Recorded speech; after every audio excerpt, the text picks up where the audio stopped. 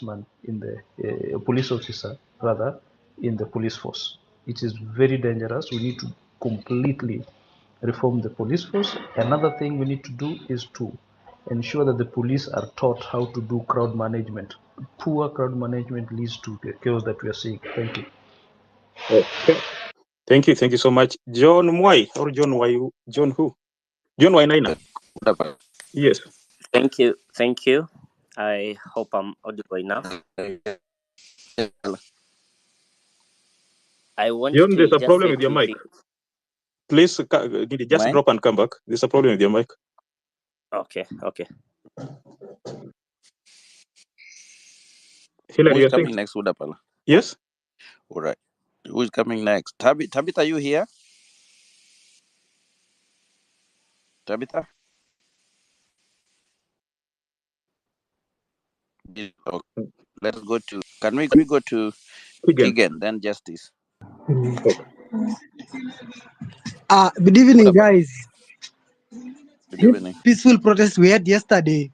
What I would suggest is, if for the future demonstrations, like somebody yesterday suggested, we be having our own stewards, our own bodyguards, like people form human shields around our own protesters. That way, if there are any hired goons, they will not be part of the group, but they will be outside. So that was one of the things we can do. Others also suggesting that because the goons mostly come to the CBD, we can do, especially for Nairobi, we can be doing the demonstrations along the highways like Thika Road, Waiyaki Way, Langata Road, and Mombasa Road. So we agree where we protest, and then also within those areas we have our own stewards who have reflectors, clearly written stewards, and then they will be around our own protesters. So if there are any goons, we will be able to notice them. Then what also I can also say is the fight you can do is number one, as Generation Z and Millennium. Personally, I'm a Millennium. We were suggesting that as we fight the corrupt system right now, for future election purposes, we can have our own political party. So millennials are age 45 and below.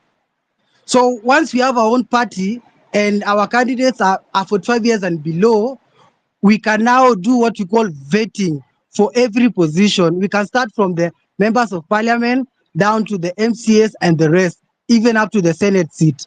Because the constitution allows a president to be 35 years and above, then you can even have a president from there. So that is one of the long-term solutions for this regime change. We have a political party for millennials and Gen Z. Then number two, we were talking about corruption. We were suggesting that everyone in their profession, like now if you have engineers, they are supposed to be now doing what you call audits on the Ministry of Infrastructure. And then for health, we have the doctors and the nurses. For somebody like me, I'm an auditor. We can be auditing how EACC operates and also the Ministry of Treasury and even now the Parliament in regards to the budget process. I understand how budgets are done. I'm a graduate of Strathmore University, School of 2011. So we understand how these budgets are done. We even know, even clearly by just looking at the budget, we can even tell whether those allowances are overstated or they are not even making any sense. We don't even have to go too much into it, we can tell. So we can assist the population doing civic education in terms of how can this budget process be done? And if you can go alongside there was a, what do you call it? There was a bill. Please land. Pardon? Please land. You can summarize in the next 30 seconds so that we can give other people time. Oh, sorry. My next agenda was, if you notice today in social media, we were trying to target several ministries which have been doing corruption movement. Because that way, if you push these ministries to reduce corruption, then definitely we'll reach a true towards hand. So we are starting with the tail as we go towards the head. Because Of course, it's difficult for us to occupy the state house, but you can start with this CS. So I think that is the best way forward for us. We start for ministries. From every ministry that is corrupt, we get the information, we occupy there, and then that would be the best way for us to go. I think because of time, I would end it there. Okay, thank you. I've seen Tabitha is almost ready. Tabitha, if you're ready, just raise your hand. Oh, yeah, thank you. Okay, step in.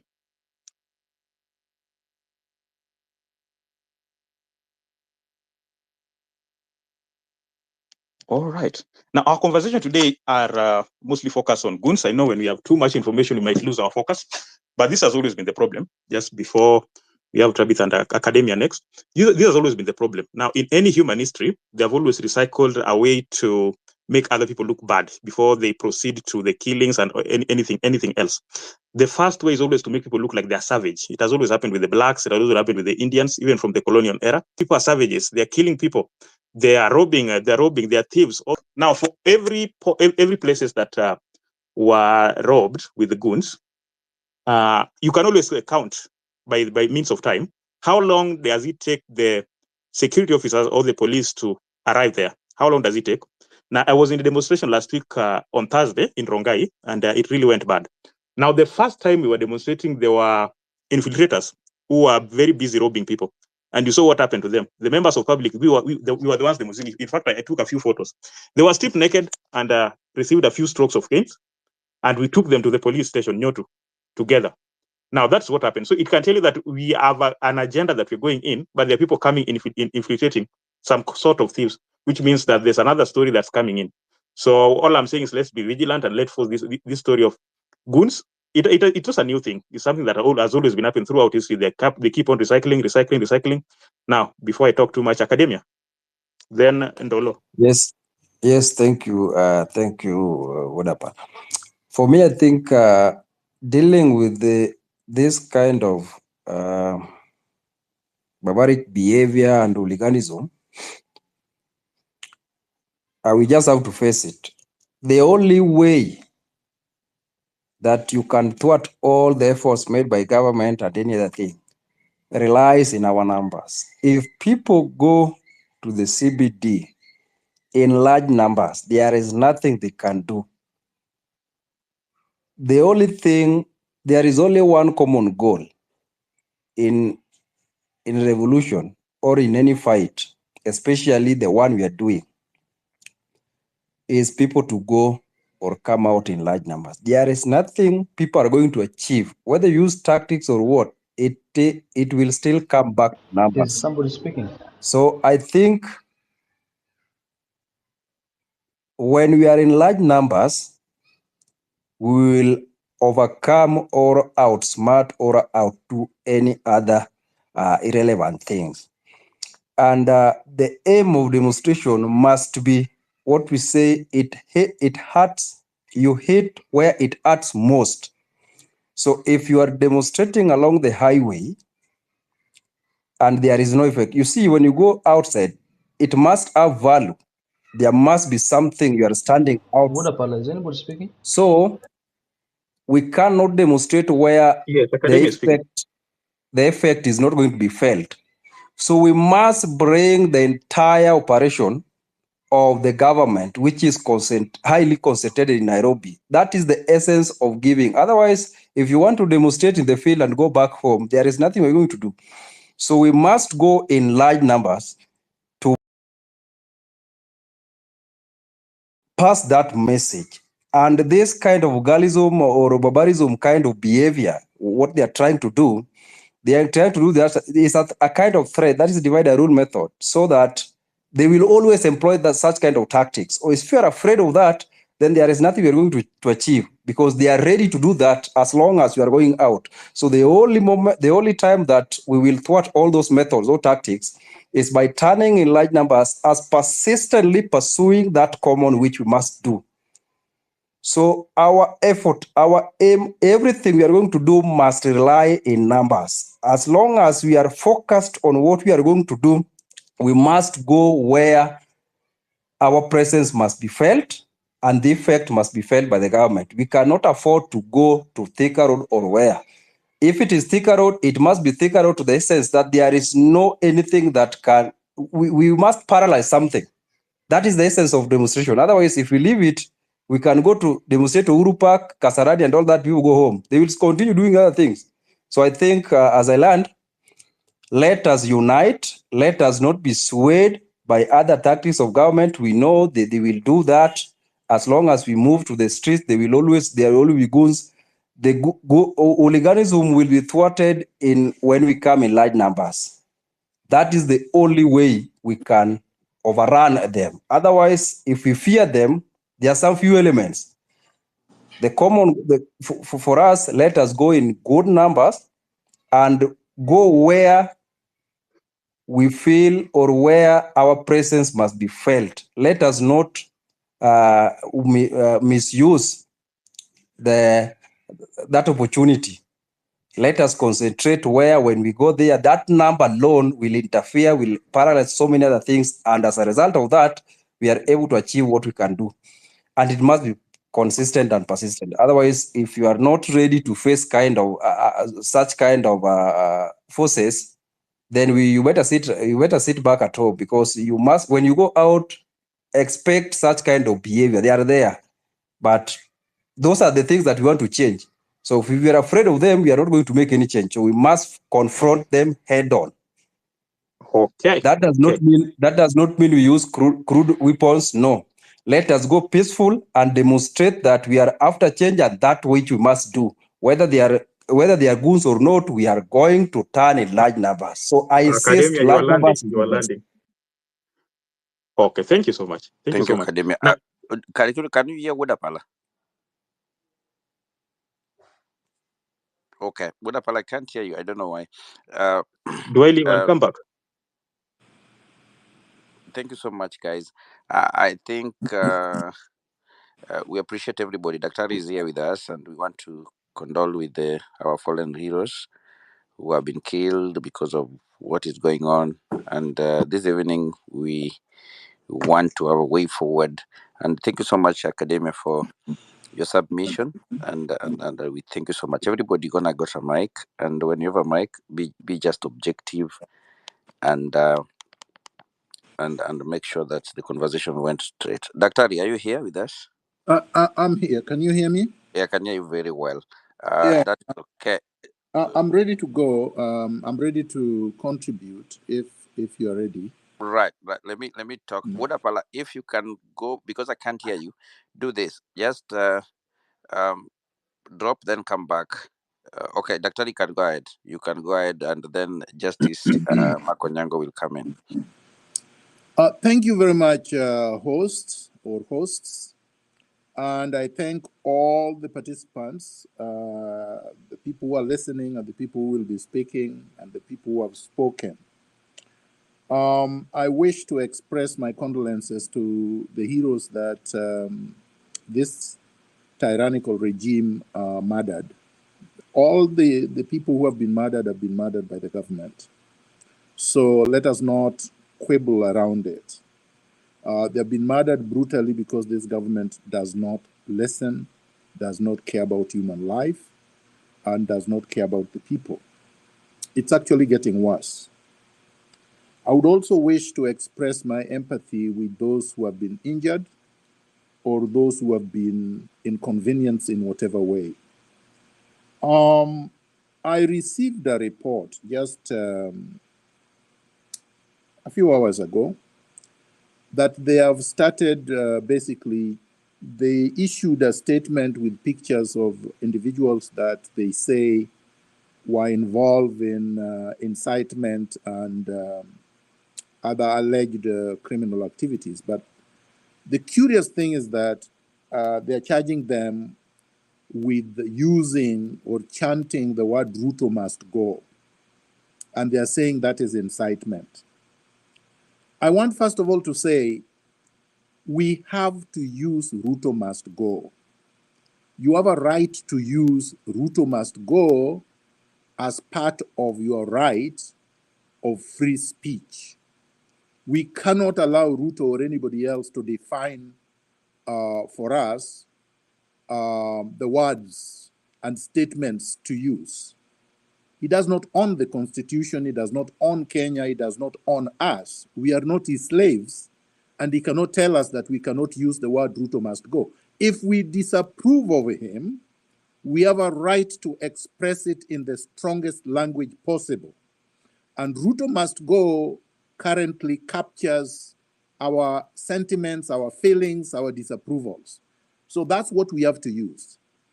Now, why do we have to use Ruto must go? Apart from delegitimizing him, Ruto does not have enough police officers or even military officers to arrest 54 million Kenyans. They don't have enough policemen, they don't have enough magistrates, they don't have enough courtrooms, they don't have enough jails to put anybody in. So jamming the system is part of resistance.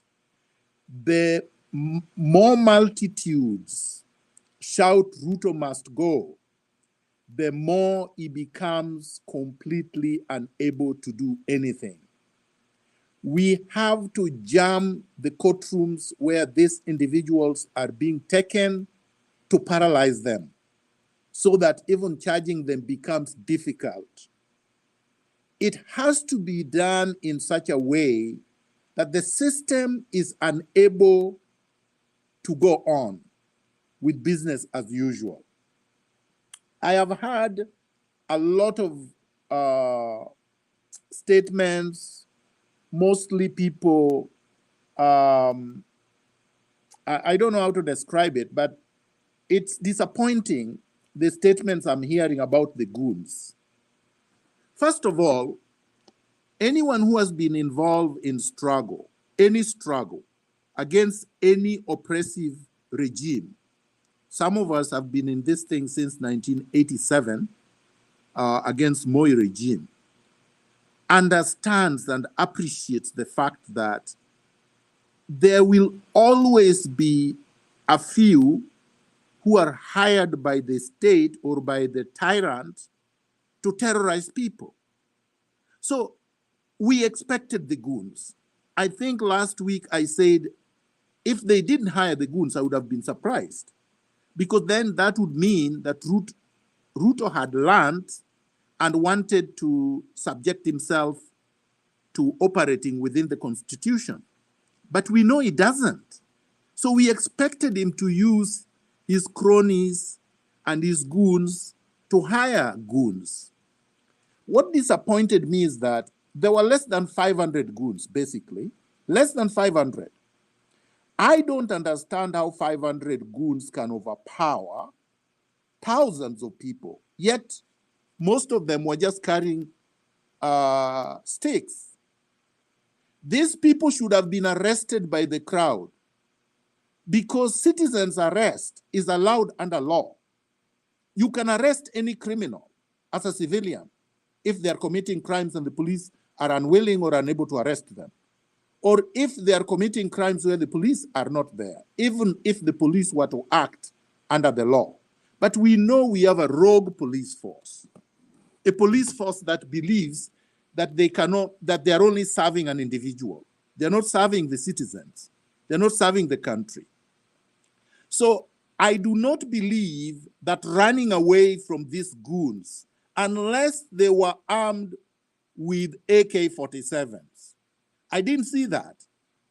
I saw ragtag people walking on the street with sticks and people running away from them. And I think we have to stand our ground and say, you're not going to harass us. You're not going to beat us up. If we are 10,000, 100,000, 200,000, why are we running away? Honestly, let us get a grip of ourselves. I know that a lot of people believe that it's better said than done, but I've seen very brave souls confronting them. Let us confront them. Let us not run away from Sudi's goons or Sakaja's goons, because you have a right to resist. You have a right to self-defense. Somebody cannot come to your home or come to your business and beat you up, and you turn the other cheek. We must tell the regime that turning the other cheek is not an option. People are going to exercise their right to self-defense. I agree with the businesses that said we are going to protect our businesses. They should. They should protect their businesses against looters, but they cannot turn their crude weapons on protesters who are not invading their premises. So, come to the statement that was made by the gentleman calling himself academia. I agree with them. The more we are, the more impossible it is for anybody to do anything. If people had turned out in their millions, Ruto would be gone by now. And we would not be talking about goons. As long as Ruto knows that he can hire a few goons to harass people and then the majority of Kenyans will stop demonstrating, he will continue using them until 2027. Is it something that we can afford to go through? My respectful submission is that that should not be an option. We should not allow Ruto to basically plow his way through this mess by brute force. I come to a most important point here. Have we achieved anything? I have heard people say we have achieved what we set out to do. That Finance Bill 2024 is not there anymore. That's a big lie. That's a delusional thought. Finance Bill 2024 is not dead. In 2 weeks, it will be law. Because the Constitution says that in 21 days, if nothing happens, what Ruto purported to reject becomes law. And that's what he's waiting for. He's waiting for people to be divided. He's waiting for the protests to end. Finance Bill 2024 becomes law. And then things go on the way they have always gone on. That would be tragic, because that would mean that Rex and others died for nothing, were murdered for nothing. And I'm saying that would be a betrayal of the people whom he has killed, the people who have been abducted, the people who are getting charged, the people who are getting harassed, the people he will continue to brutalize. We cannot allow him to get away with this. What is the way forward? The way forward is to continue the protests. It cannot be to stop the protests, because there is nothing we have achieved. Ruto will become more brutal if we stop the protests than if we continue with the protests. So there is no other way but to continue. And we should continue Thursday. How should we do it? I think an idea was floated, and I believe it is a very reasonable idea, that we should have a place that we gather. Because if you have a place where you gather, and you gather there in large numbers, then it would be impossible to scatter people. So what is the best place to gather? The best place to gather, there are a few places. The places have to be symbols of the state, symbols of this regime, symbols of government, because otherwise you're not passing any message. Blocking a road, that's not a symbol of a government or state. If you go to parliament, that's a symbol of government. If you go to Arambe House, that's a symbol of government. Now, this is controversial. I will not raise it. I will not say go to State House. I think if we were 10 million strong, you could.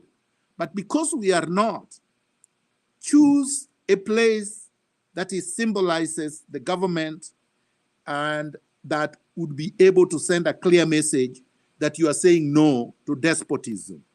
It would be very, very important. Those who were speaking yesterday and saying they go back to re-strategize, that is not just naive. It exposes the fact that some of these people have been infiltrated. Because we said the movement was leaderless, The movement was organic, was tribalist. So where are they going to re-strategize? They're not going to re-strategize. They are going to eat the money that they have been given by the NIS. Honestly, they are going to strategize where, for how long, with whom? Because there is no organization. Under which umbrella are they strategizing? Who told them that they could call off protests that are organic? So Kenyans who are angry with what is happening should continue to express their anger, should continue to express their disapproval, and should be able to go out there and exercise their rights under Clause 1 of the Constitution by occupying public places and registering their disapproval of how William Ruto has mismanaged the country. Just as we were hearing people talking about re-strategizing, I heard today that Murkomen has been arrested in Dubai with 200 million cash, and that Ruto had to call for him to be released. Murkomen is my friend, but what the hell is somebody doing with 200 million cash? Where did he get it from?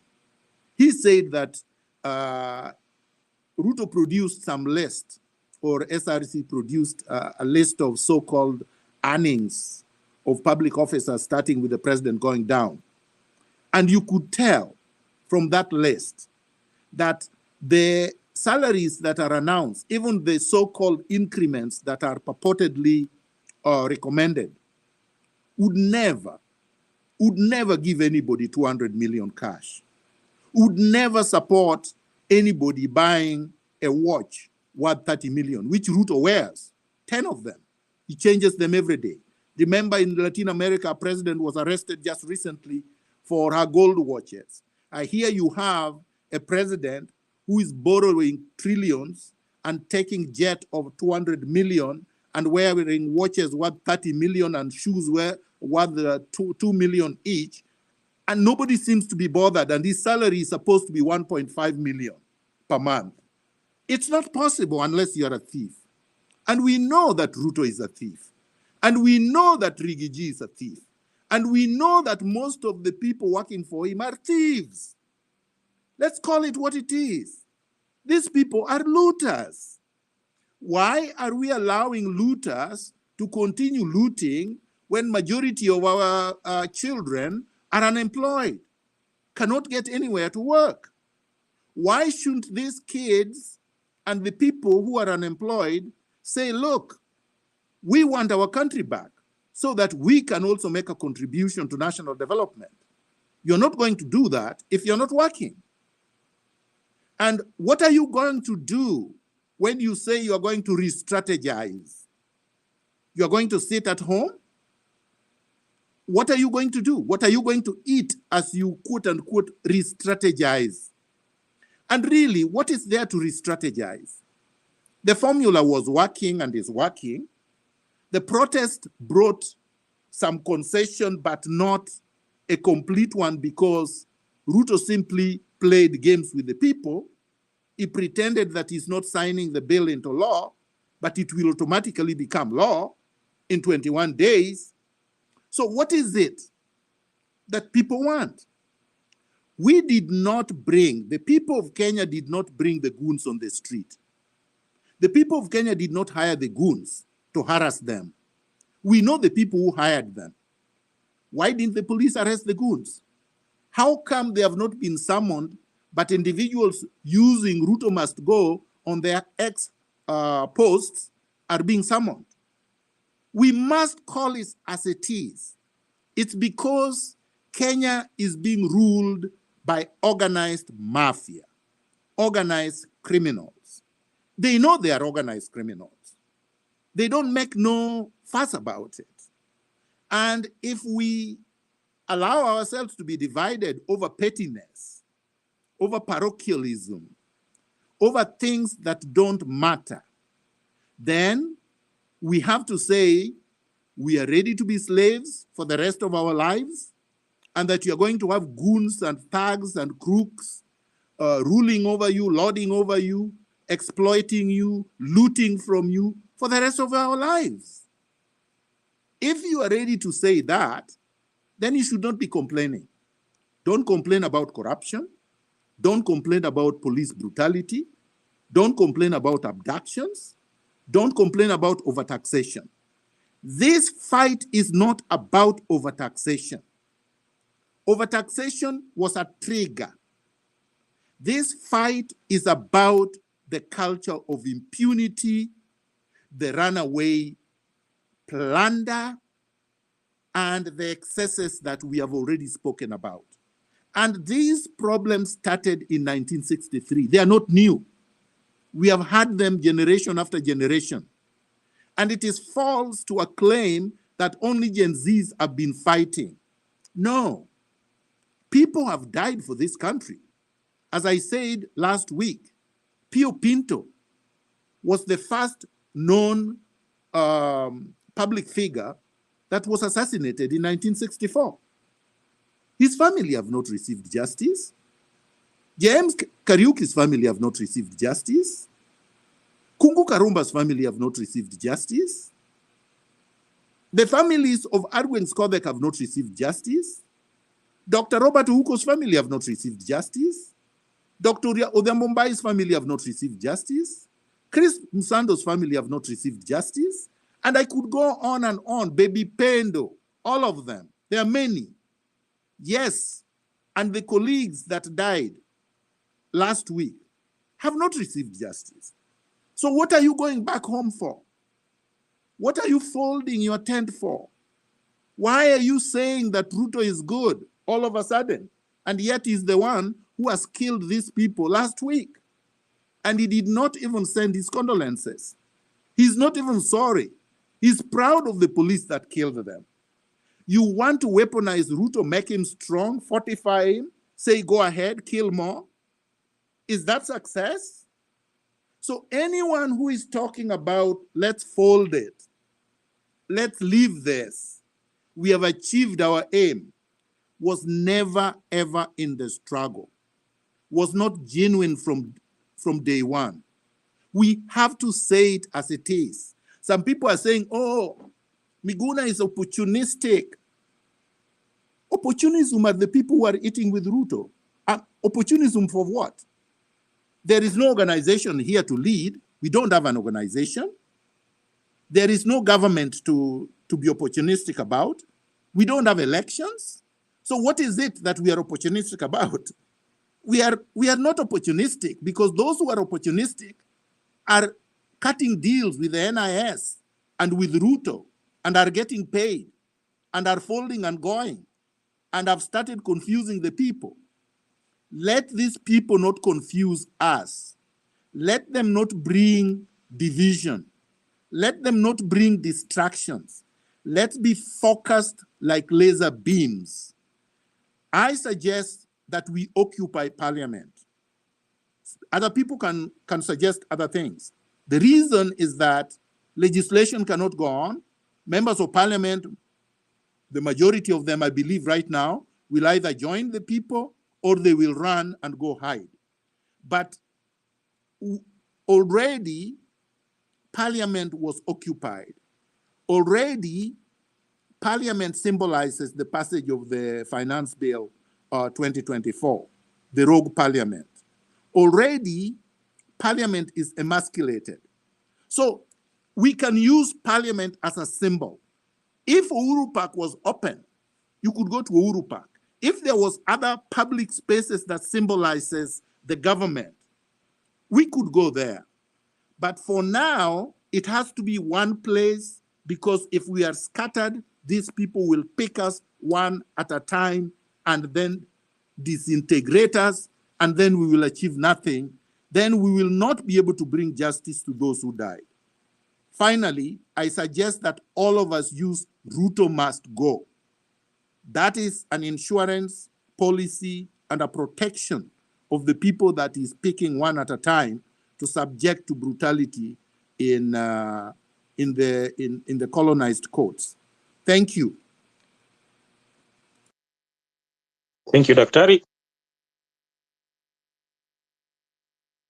Do we have some follow-up question? Can you hear me, Dr. Miguna? I can hear you. I can hear We can you. hear you very well. Go ahead, Wodapala. Okay, yeah, I wanted another co-host. That's good. We have a new co-host. Now, all I wanted to ask, can the Law Society help us in case of the people who are getting abducted? Because that's another thing that is killing the momentum. What can the legal minds that we have in Kenya help us in this case? My friend Wodapala, the Law Society has gone over and done wonderfully. So they are already helping. They're doing more than helping. They're doing this pro bono. They are representing all the people who have been arrested. And the Law Society president has been more than revolutionary. She's attended courts, she's attended police stations, she's always there, she's taking calls. So we are getting 100% cooperation from the Law Society.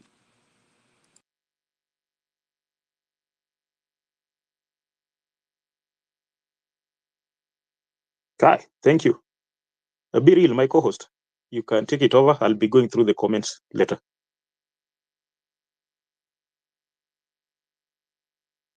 Thank you so much, Wodapala. Thank you so much, Dr. for coming again as our guest. Thank you, Hillary, for hosting the space.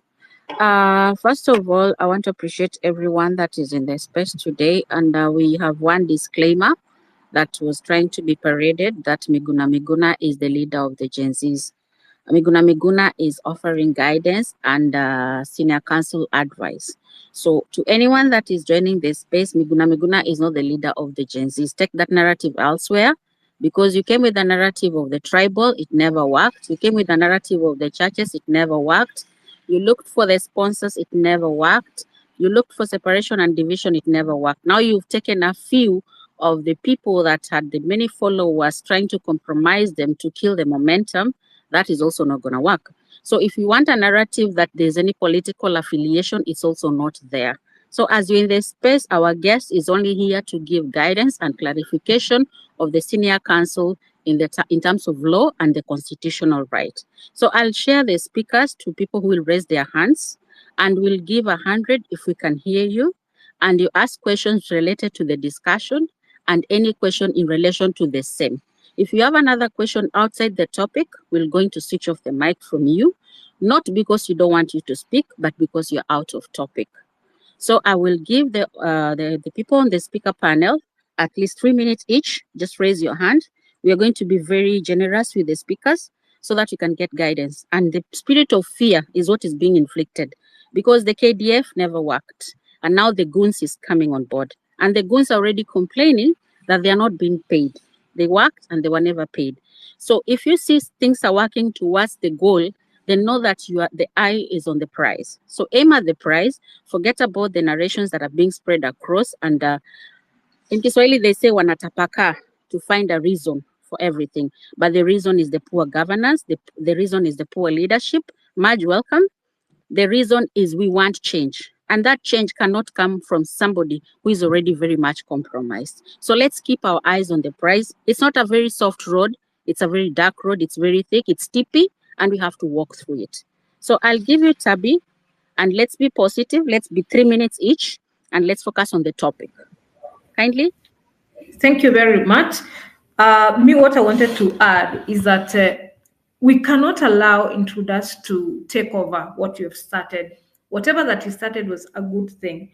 Therefore, we cannot allow intruders, that is the goons, to come and take over the journey that we started. So to me, I think what we can do right now is to try as much as possible to defame Ruto, because he has portrayed himself as an African leader, So if we try and defame him, like carry out a narrative that Ruto is bloodthirsty, Ruto is murdering our kids, Ruto is the goon leader, paint that everywhere on the streets, on everything that you have on social media. Let us paint him as that way, because that is who he is.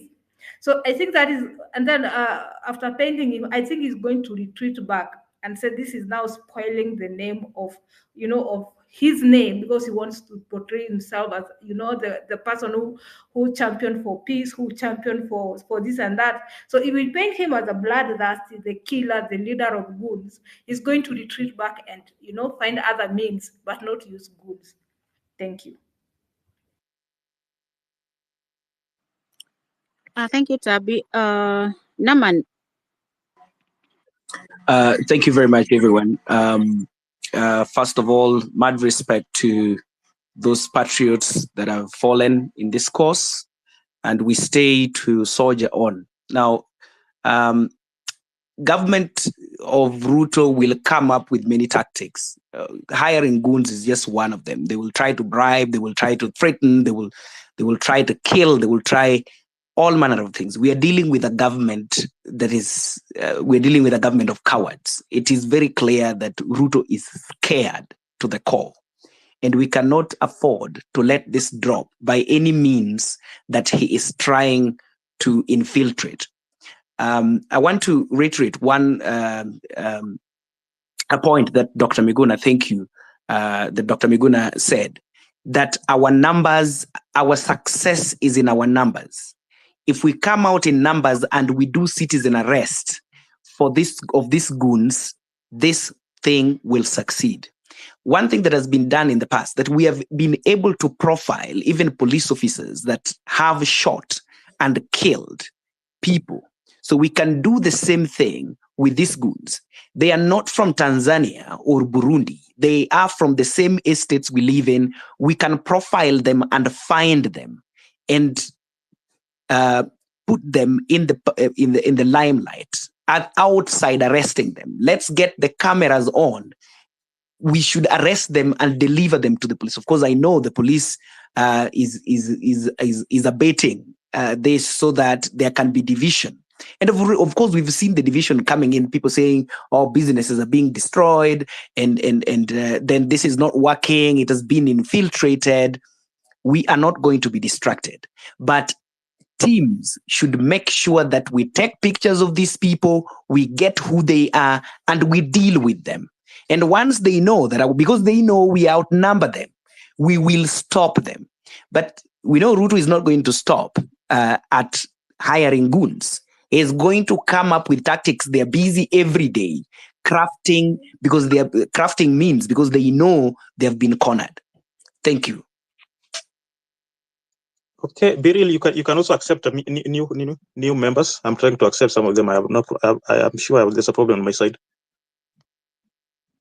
And then open your inbox so that we can have our side communication. Thank you very much. We'll go with the Prof and then Masika.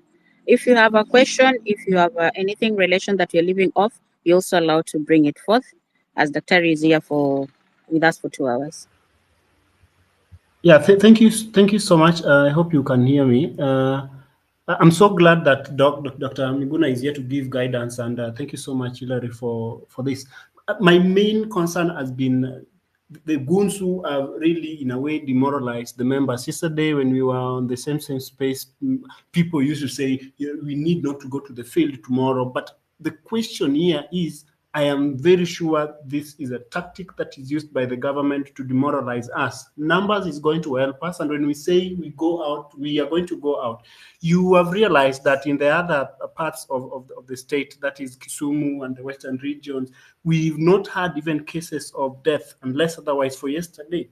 But I'm not sure why Nairobi is the case. And we need to really focus and never get demoralized, because much as goons are going to be part of us, yeah, we are going to be members, marching, making and defaming Ruto, who we must ensure that goes out of office. But when goons are in between us, who we cannot identify, we cannot tell that the person marching beside me is a goon carrying a knife, but that is not going to be the question. So sorry, and we know we are going to be very, very sorry and remorseful for those people we have lost in the means of trying to fight for the liberation. But I'm very sure that us being strong, us coming together in numbers, us knowing where to be at the right time and exactly what to be to say, being our vocals, being our slogan, Ruto must go, as Dr. Miguna was saying, That should be the thing. That should be the name. Yesterday, DCI released a list of members who they are tracking. But to be surprised, later on, you see that one of those goons, the guy appearing on the left side, first row, is someone who had taken a photo of a selfie with Osoro, who has been very vocal and so proud, making and saying a lot of things that he cannot even say sorry for voting yes. So you realize that these are tactics that the government have put in place, and they will continue consulting. But as yesterday, you remember, a member said that we need to even dig deeper, that what are the ways that the government will always use to tame a revolution. The revolution has stopped, and it never stopped, and it never has started, and it never stopped. And what we need to keep it to our mind, colleagues, is that this is a thing that we will say has stopped when we have reached the cross line. And I was saying, we need strategies. We are not structured, and that is a very good thing, because we are not going to say, hey, we want to listen to you. What are you saying? We are elites. We are people who have gone to school with degrees, with papers. We are strategists. We can think of what to do. We can pass, like tomorrow we are going into the field. We are going to run into the streets. We are going to shout, Ruto must go, and never relent, because that is where our eyes are set. But one thing is, a time has also come when we also need to specifically narrow down. Ruto must go is the big picture, which at the end of the day we need to achieve. But there are few things that I know members have also mentioned. How do we start? The CSS, we know how the government has been working. We know the ministries, some illegitimate positions that the government has created. So as Dr. Daktari was mentioning, we have very specific places which acts as a sign of the government, the representation of the government, a symbol. If we go there, much as I know, the police that have been deployed in the streets will bother us.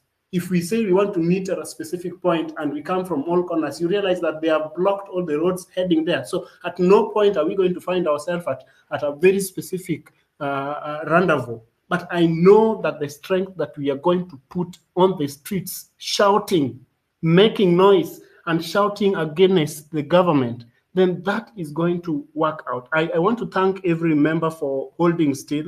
We have to mourn our members who we have lost, but we are sure that whether we lose them or not, at one point or another, when we are writing the histories of the country, we are sure to say that that was us who did it. We remember, this is my last statement, that in the history of the revolution of the world, most of these countries that were liberated from either punitive governments or any other kind of unwanted government, they were youths.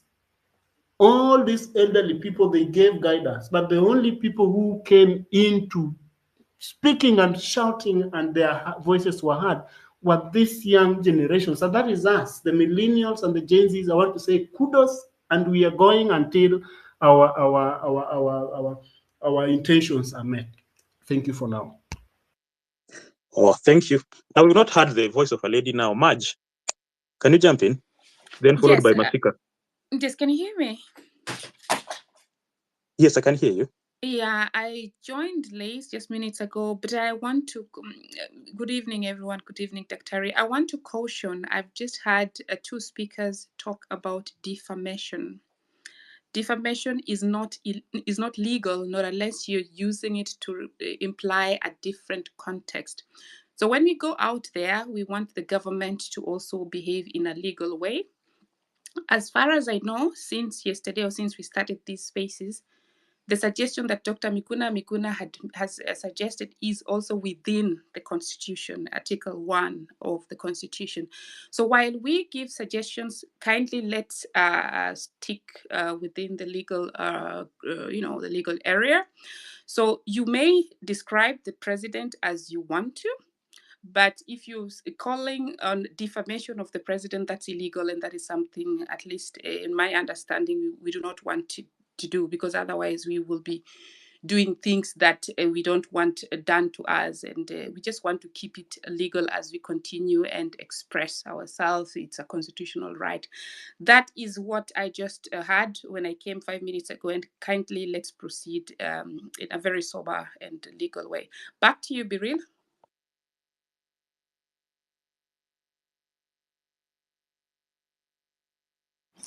Thank you so much, Masika. And I like what you've just put across, and we appreciate Co-host, that. can I just say So, something very, very brief? Very, yes, very please. brief. Yes, I think she's right on point. Marge is right on point. I think the person misspoke. It's not defamation. Let's deconstruct Ruto. Let's demystify him. Let's expose him. But if you say you are defaming him, then that's defamation is a civil. It's not a criminal offense. It's a civil liability issue where somebody can actually sue you. The president cannot sue you for defamation or for libel because, as the one holding the highest public office, he can be criticized with the most unkind words, and he really has no place to go. So use the unkind words, but he can't go to court for that. The second thing I wanted to say is that we have to be careful. Please do not unnecessarily give your address, where you live, where you are, what your profession is, unless it is absolutely necessary, where you went to school, which year you graduated. Because essentially what you're doing, you're giving goons the weapon to come and hunt for you. I'm not saying you run away from them. I'm simply saying we have to avoid recklessness. Thank you.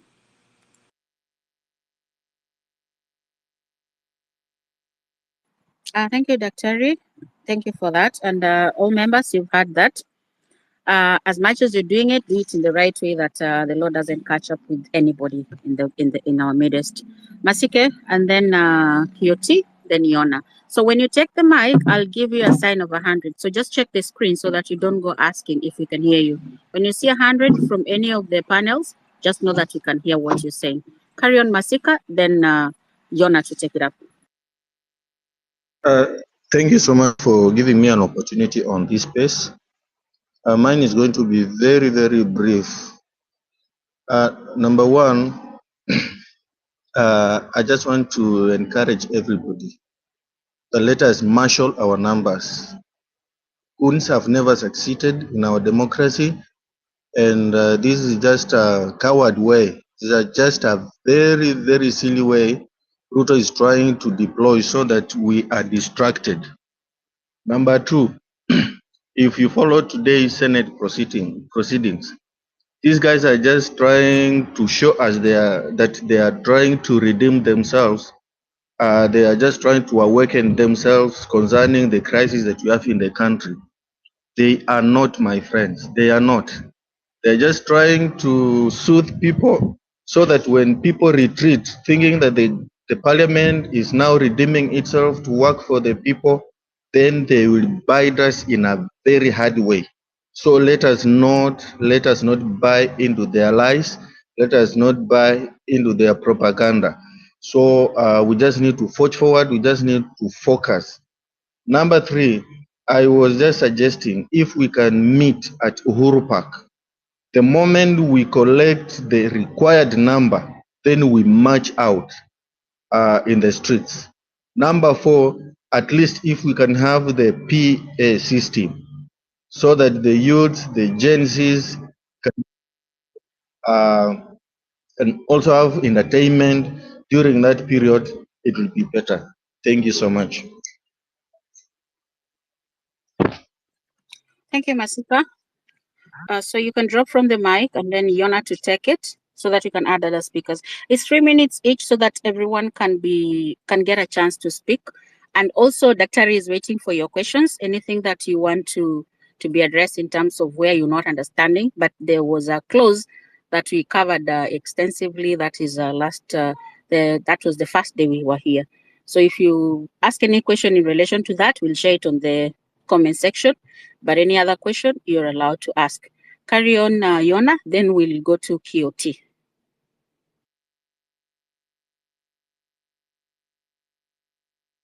Yona? Yona is far. QOT, take it. Okay, thank you so much, the host and the co-host, and also Daktari for joining us this evening on this space. Personally, I'm in the age group of the Gen Z because currently I'm 23, turning 24 next month. And so I'm so proud that this revolution has come at a time when I'm in my mid-20s. So I'm one of those guys who are really passionate about what is going on as far as redemption of our country is concerned. And of course, I've been on the streets every now and then, and also I've been online. So I'm trying to fight both on the street and both on online. And of course, whatever happened yesterday, as I said, it was uncalled for because the police officers who are supposed to give security to the peaceful protesters were firing the tear gas and the round wounds to the protesters, while the goons who are now trying to break into other businesses, they were being watched. So that one is clear that the state or the government was behind whatever happened yesterday and whatever happened in previous demonstrations as far as goonship and breaking into people's businesses is concerned. And now my point is, from now henceforth, you know, at times we'll be on the streets and at times we'll not be on the streets. So my fellow Gen Zs and millennial and any other person who is interested in taking part to the redemption of this country, never get tired. Because when we speak something on social media and we are giving it 100% backup, that one is strong enough to send a message to those people who are in the government that are doing absolutely nothing. So let us use every available means, online and on the ground. When we go on the ground, let us even shut our social medias down so that we are now on the ground, we are giving it 100%. Then the people who are in abroad and the likes of Marge, and you can now help us on social media. Of course, we can even structure our revolution. I don't mean that we have the leaders, but we can have some people who can volunteer themselves so that they can be streaming live each and everything that is happening on the ground. They share photos, they share pictures, they share the videos and the clips. And then after that, when we are done, we come back and analyze what did we do right and what did we do wrong, so that the next day we maximize on the negative side that we have portrayed on the street. Then I've also heard that currently when you say Ruto must go is an incitement, but is not an incitement. For this country to grow and be a first world country, then Ruto must go. For the judiciary of this country to work independently, Ruto must go. For us youth to get employed in the government and outside the country, and outside the government, then Ruto must go. For us to get good public means on the roads, it's honestly that Ruto and the entire regime, they must go. Because we've given them time. It's now almost 2.5 years that they have been in the government and they have done absolutely nothing. Even the projects that they are running currently, like the housing project, that project doesn't belong to Ruto. It belongs to the previous regime, which was being headed by Uhuru Kenyatta. So everything in the country is at a mess because we are having this guy as the head of state. Yet he has had so many cases. I remember back when he was the agriculture minister, everything was so worse because okay, I was young by that time, but we went through that process. We know what everything happened, and now he's the president. Look at his cabinet. Every person is just offside. They don't know what they are doing. They don't know anything that they are supposed to do. Look at the parliament. The parliament is being run by the executive. There is nothing that we have an independent government, executive, I mean judiciary. We don't have an independent legislature. We also don't have an independent the police force. So for this country to thrive and for us to move from the third world country to the first world country, then Ruto must go. Thank you. Thank you, Kioti. Justice or Prof, you can take the mic. And let's stick to 3 minutes. So when I raise my hand up, just know that you've taken more than 3 minutes. Thank you very much, Hilary, for hosting this space. Thank you, Dr. Miguna, for showing up. I just want to respect the lives that have been lost so far.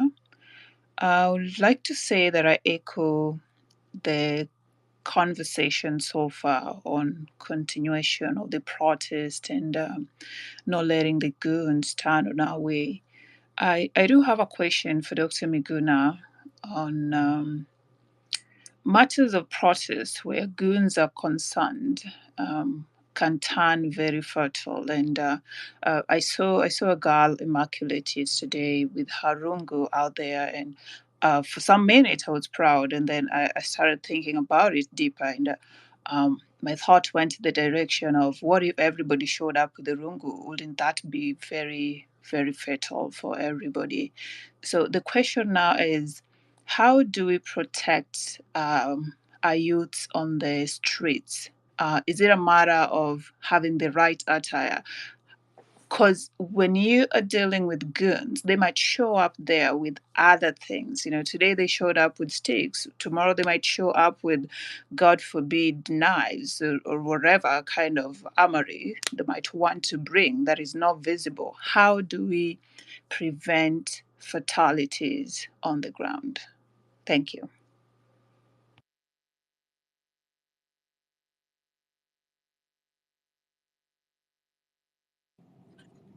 Daktari, would you take it, or we take two more questions, then you answer them at a go?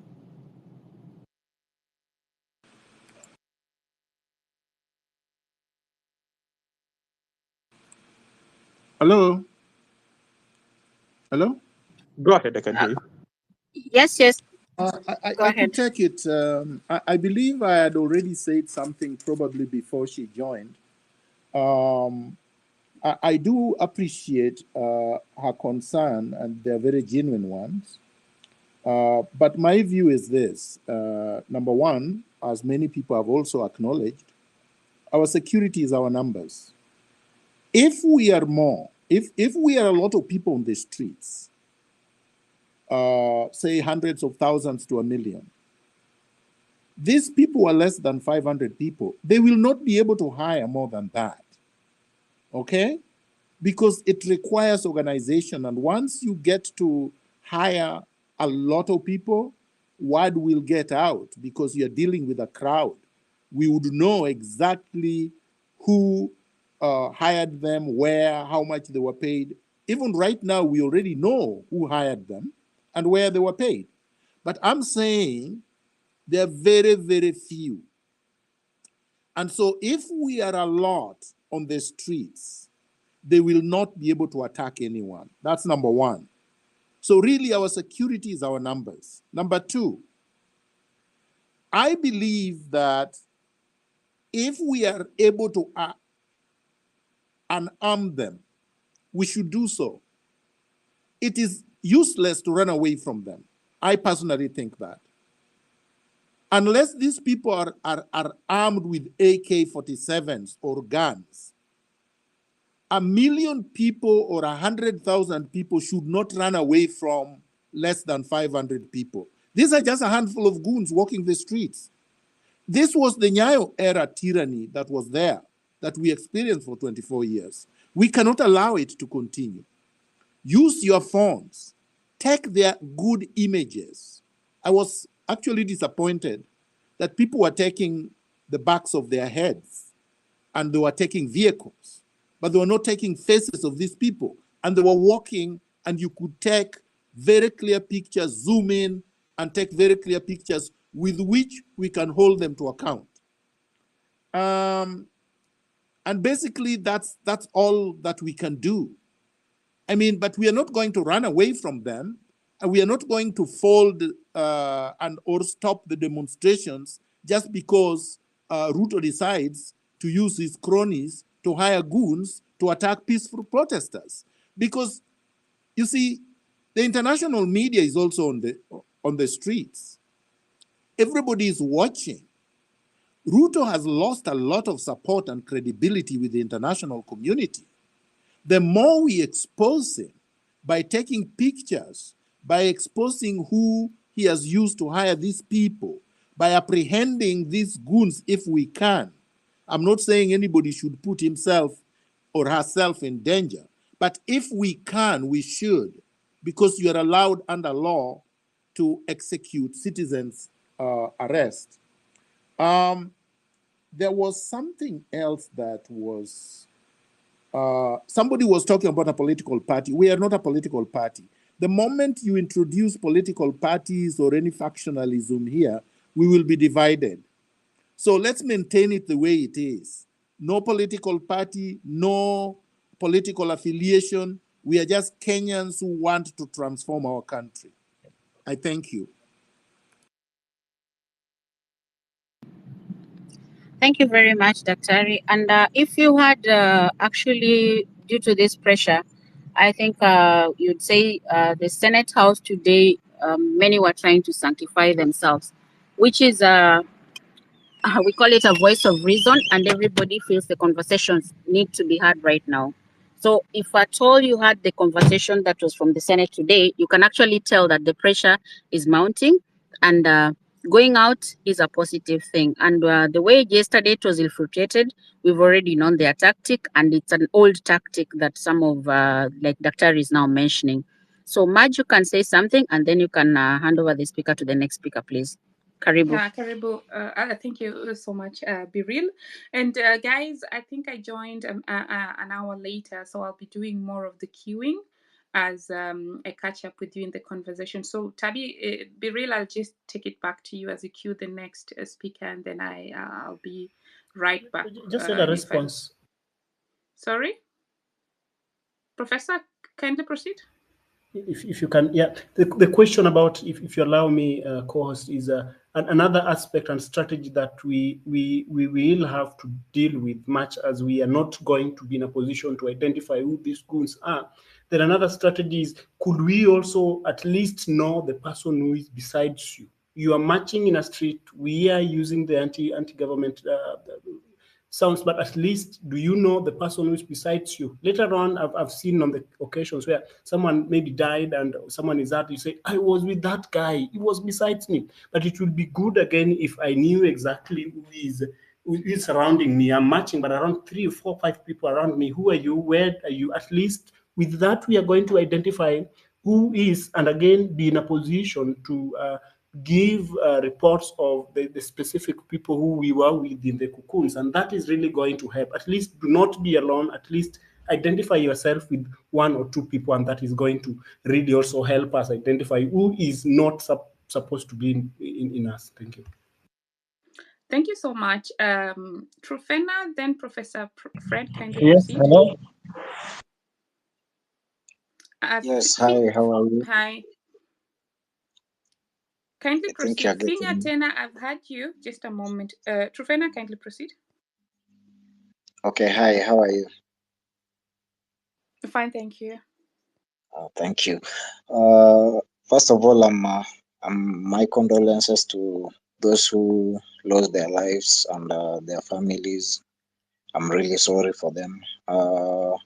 I've been on the streets since it began, and I can say I'm one of the people who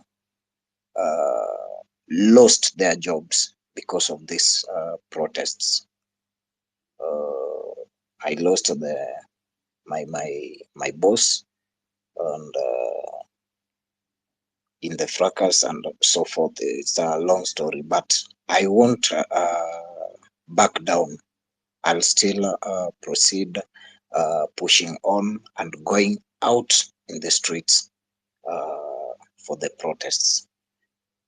My question, though, is can we have at least some meeting points so that we go in groups? We know we meet at certain place and then we march to this particular point, then we proceed to this place, and so forth and so on. Then too, I'd like to encourage the movement, because when you listen, I think one of you just spoke about this. When you listen to what transpired in Senate today, it means that the movement is effective. Because honestly, if it were before this movement or before this particular movement, they could have accepted their salaries and they won't talk. But today you saw what transpired and every other thing. Thank you so much, and God bless you. Thanks for keeping the time. Professor Fred, and then Finya Tena. Thank you so much and good evening. Actually, my condolences to the comrades we've lost, the patriots.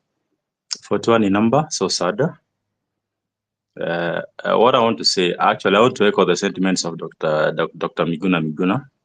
We have the numbers. Right now, as it stands, we have a police size of around 106,000. That is 89,000 males and around 17,000 females. When you look at the military size, the latest size that we have is around between 24 to 30,000. So we only need 1 million strong so that we can overpower these people and take over. Another thing, out of the population that I've just stated, we are not certain that the entire population of the police, 106,000, are pro-government. I have relatives, I have friends serving, and they're equally not happy with the regime because they're also facing the chaos that we taxpayers are receiving. They're suffering. And so we need numbers, we have it, and so we should not back down. I support Dr. Miguna's sentiments. Let us not back down. Let us not talk about re-strategizing. What are we re-strategizing for? We want to take these people home. We want to arrest the 205 MPs who voted yes for the draconian finance bill and then move forward. You see, we don't have time to dialogue with someone who lies left, right, center. Someone who lies to people during the day, during the night, 24/7. We have no time to dialogue. And my concern, I have a concern actually that Dr. Miguna Miguna raised earlier. This person is waiting. Dr. Ruto is waiting for the 21 days to elapse. And then this thing becomes law. Let us not wait for that. Let us fight it to the end. Thank you so much. Thanks, Professor. Finya, your comments, please, and then we give the mic to Dr. Terry. Thanks, co-host. I can say that. Do you hear? Can you hear me? Yes. Yes. I'm very grateful for the opportunity given, and foremost, Dr. Miguna, for your encouragement. Because when when we started this thing, a certain MP said that these are TikTokers who want to just to make and earn some viewership. But later she came to realize this is not just a TikToker thing movement. These are some people who knows what is going on and what has been going on. So as most of the speakers have said that there is no need to back down, because this is a journey that we started. I've been on the street on myself. So when we back down there, first I knew that there will be some tactics, and the one that surprised me most was the army. But this one of goons, I expected it to happen, because we live in our government is a government that I don't know whether it is bad, but it is a government that you can easily predict. So today, when you watch the Senate proceedings, almost everybody in the Senate was becoming a malaika. Until now, you are wondering how Akina Sheriot and was speaking, because even me, I was surprised to someone like Cheregei to say that these people, they are good, they are don't. So they have realized that these guys, these guys, we live with them, we stay with them, they know us, they know our extended families. But they took us for granted for a long time, because that's why they were even intending to pass bills which are not even common mwananchi oriented. So I think when we come the way we are coming, because we are a tribeless, we are partyless, we are leaderless, so many people have been framed that these are the people hosting, or there is a financial behind this group. But I think we have tried our best to make sure that it remains purely for the betterment of the nation. Because when you go back to the history of this country, it started a long time, Mau region time. Then we came to the multi-party. Then we came to now. At least now we have a new constitution. Now we want to defend the new constitution. This thing is good, but it's only that I know. I know so many. You can have a good thing, but some people might not have the right channel of how to maintain it. So me, I can just urge my colleagues. So many things have been said today. Mara, the medics have withdrawn. I think these are just tusiangalia hiyo nini sana, because when we start now checking on those things, we might get distracted along the way. And as many people have said, the within 21 days, this thing might come to pass, because we know. Then just to conclude, one of the senators said that when it become too obvious that if you say anything, someone will just say it's a lie, it becomes so hard for you to even bring hope to them. And I can tell you for free, there is nothing hard like defending a lie. When you say something which is very truthful, you can defend it today, tomorrow, and even many years to come. But when it's a lie, we will if I ask you today, you will say this. Then it becomes ask the same thing, you will say another different thing. So it becomes too hard to even to defend a lie. So with this one, I think we need just to soldier on, because we know where we are heading to. That's the key thing. Asante sana. Thank you so much, Finya. Tena, were you able to identify some goons as you were on the ground?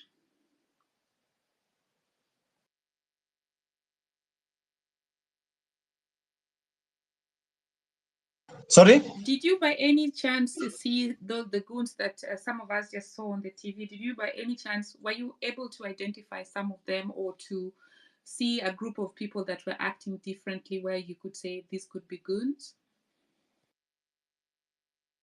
I mean, when those I mean, you should only answer if you're comfortable with it. I don't want somebody coming for you to go and identify those goons for them.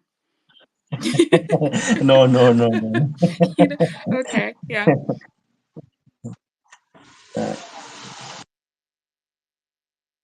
Okay, over to you, Be Real, because so far I could not identify any question for Daktari.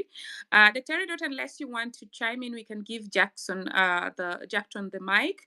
And so let's take 3 minutes each. And if you have a question for Daktari, he will know, you can go on. You can pose it, and then he's going to answer it. Jackson, over to you. Thank you so much. Thank you so much. How is everyone? We're fine, thank you. We're fine, thank you. All right. Now, I want to be very brief. I want to be very, very brief. One, we don't have even a millisecond to surrender. We are dealing with a very, very rocky person whose back doesn't understand, whose front doesn't understand. And Dr. Miguna knows him better than we have known him, because for us, we are young millennials. We might have not known him since 1992 when we were born. So when you hear him talking the way he's talking, he has a pure history of the kind of a person we are dealing with. We've lost so many people in the ICC case and several other cases that are very dubious, and people are disappearing. This was begun, and at one point when he said that there is no surrender, you remember that during electioneering period, that is where we are. We are not surrendering, because when we surrender, he is going to come for every piece of us, every piece of us. So there is no surrender. That is one thing. The second thing, we have to craft a strategy. Actually, there is no strategy. The only challenge we have now is now they have decided to turn peaceful protest to become looting by infiltrating strangers within us. I lost my phone yesterday in town, just close to Afia Center. And you saw what was happening at Quickmart. Those are not Kenyans who are protesting. Those are looters, and they were sent by someone. There is no way a whole Quickmart could be stolen in a record of almost 2 hours, and there is no policeman. So we have to appreciate the fact that there are people who have been sent in the midst of good protesters who have visions, and they are with us here. So we have to, maybe we'll have to consult our seniors like Dr. Miguna to give us a new trajectory on how to deal with such kind of challenges. The third thing, as we said earlier, that we need to deal with one thing at a go. And even if it means punching our footsteps close to the offices or the parastatals that are concerned, we need to face one thing at a go and ensure we put it down. We started with finance bill. We will be going to IBC. We are going to Ministry of Health, Medic. We will be in the Ministry of Agriculture. Linturi has just to go. There is no any other option left. And so many fake ministers we have, and very incompetent minister. The third thing, there are parastatals and authorities that are not making sense. And that is why we have bloated wages, bloated bloated system. Those parastatals also we need to put in the list of the 14 agendas that we are working on.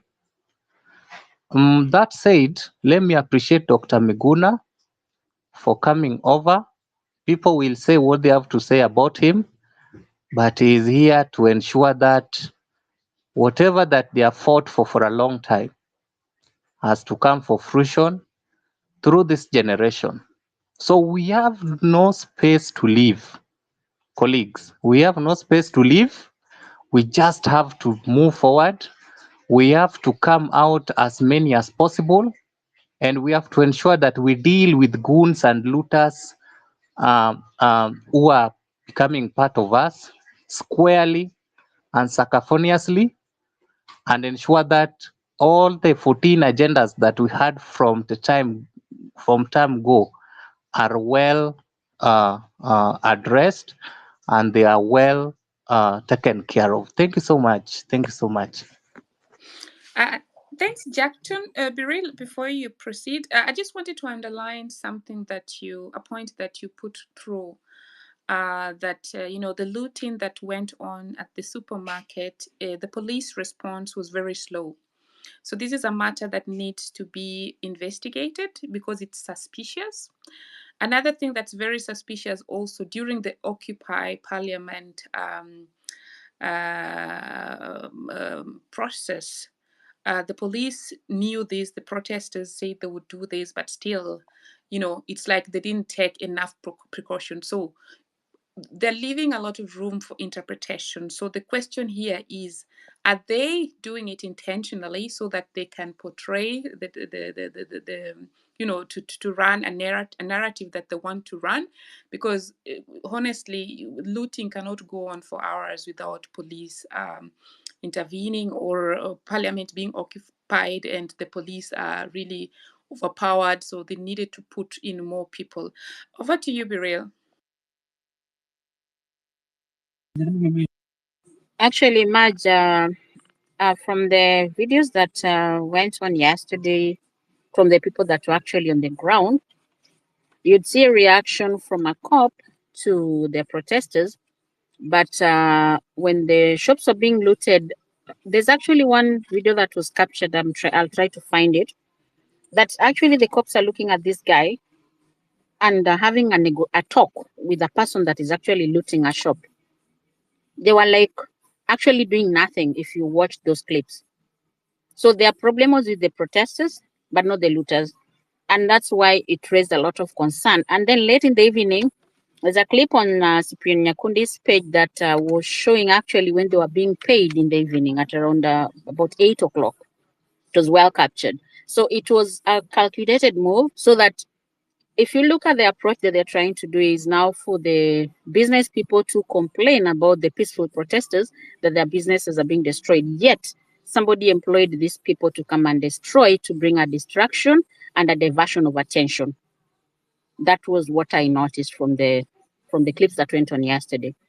So we'll carry on, but we're coming out with we'll try to advise the people that are going out there on either dress code and meeting on a centralized point, not meeting on different kind of locations. Lukisha, you'll go, and then Ken Query, then Sumbaro. Dr. Jackson, allow me to drop you from the mic so that you can add more. And then let's stick to 3 minutes. And we would appreciate questions and people that were actually on the ground to be on the speakers panel. And if you're on the ground and you have something pressing, kindly join the speakers panel. We're trying to add as much as possible from the people on the ground. Lukish. Okay, Lekishon is my name. I am not. Thank you. Sikuwa kwa ground, mimi ni Mkenya kutoka upande huu wa Norway. Lakini niko na watu kwa ground. Sijui kama unaniruhusu niongee. I'll give you 2 minutes because today we want actually the people on the ground. Alafu, I'll give you 2 minutes only. Okay. Kindly. Mimi langu ni kupongeza na kufeel vizuri. We are dealing with the chief of goons in the president. We know his history, hiyo ndio tumekuwa tukisema, and his followers ama his cabinet members, some of them kama Moses Kuria, we know them. These are the people who want to disturb the peaceful demonstrations. What is shocking this government ni wameshtuka, kumbe Kenyans can be united without a political leader, with no tribal backing. So they are trying to gamble left, right, center. Na kila ambacho naona, it's like they are about to succeed because protests ambazo tulikuwa tunakuwa na millions of peaceful demonstrators, thousands of them, seems like sasa tumeanza kuachia goons.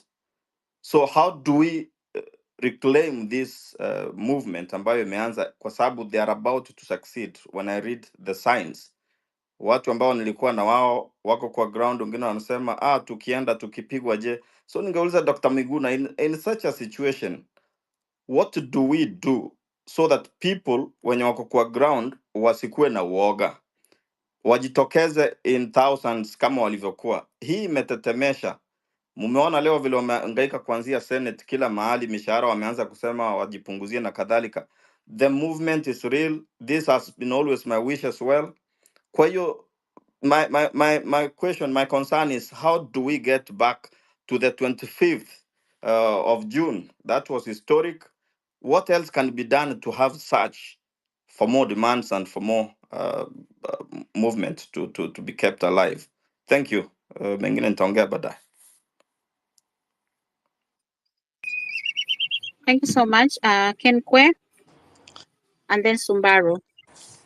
Thank you, Hilary, Maj, Biril, for hosting the space, and thank you to Daktari for being part of us today. Nilikuwa kwa ground yesterday, and I didn't spend the whole day in town. When things got ugly, I decided to go back home. Yeah, so I just want to run us through a few points. Number one, I want to make us understand why the political class hired goons. So for me, I think the first reason is to demoralize us. We have to understand that most of us, this is our first time in the trenches. Daktari has spoken about being a freedom fighter for a very long time. He's been in this game for long. So for some of us, this is uncharted territory, and I think most of us will agree with me.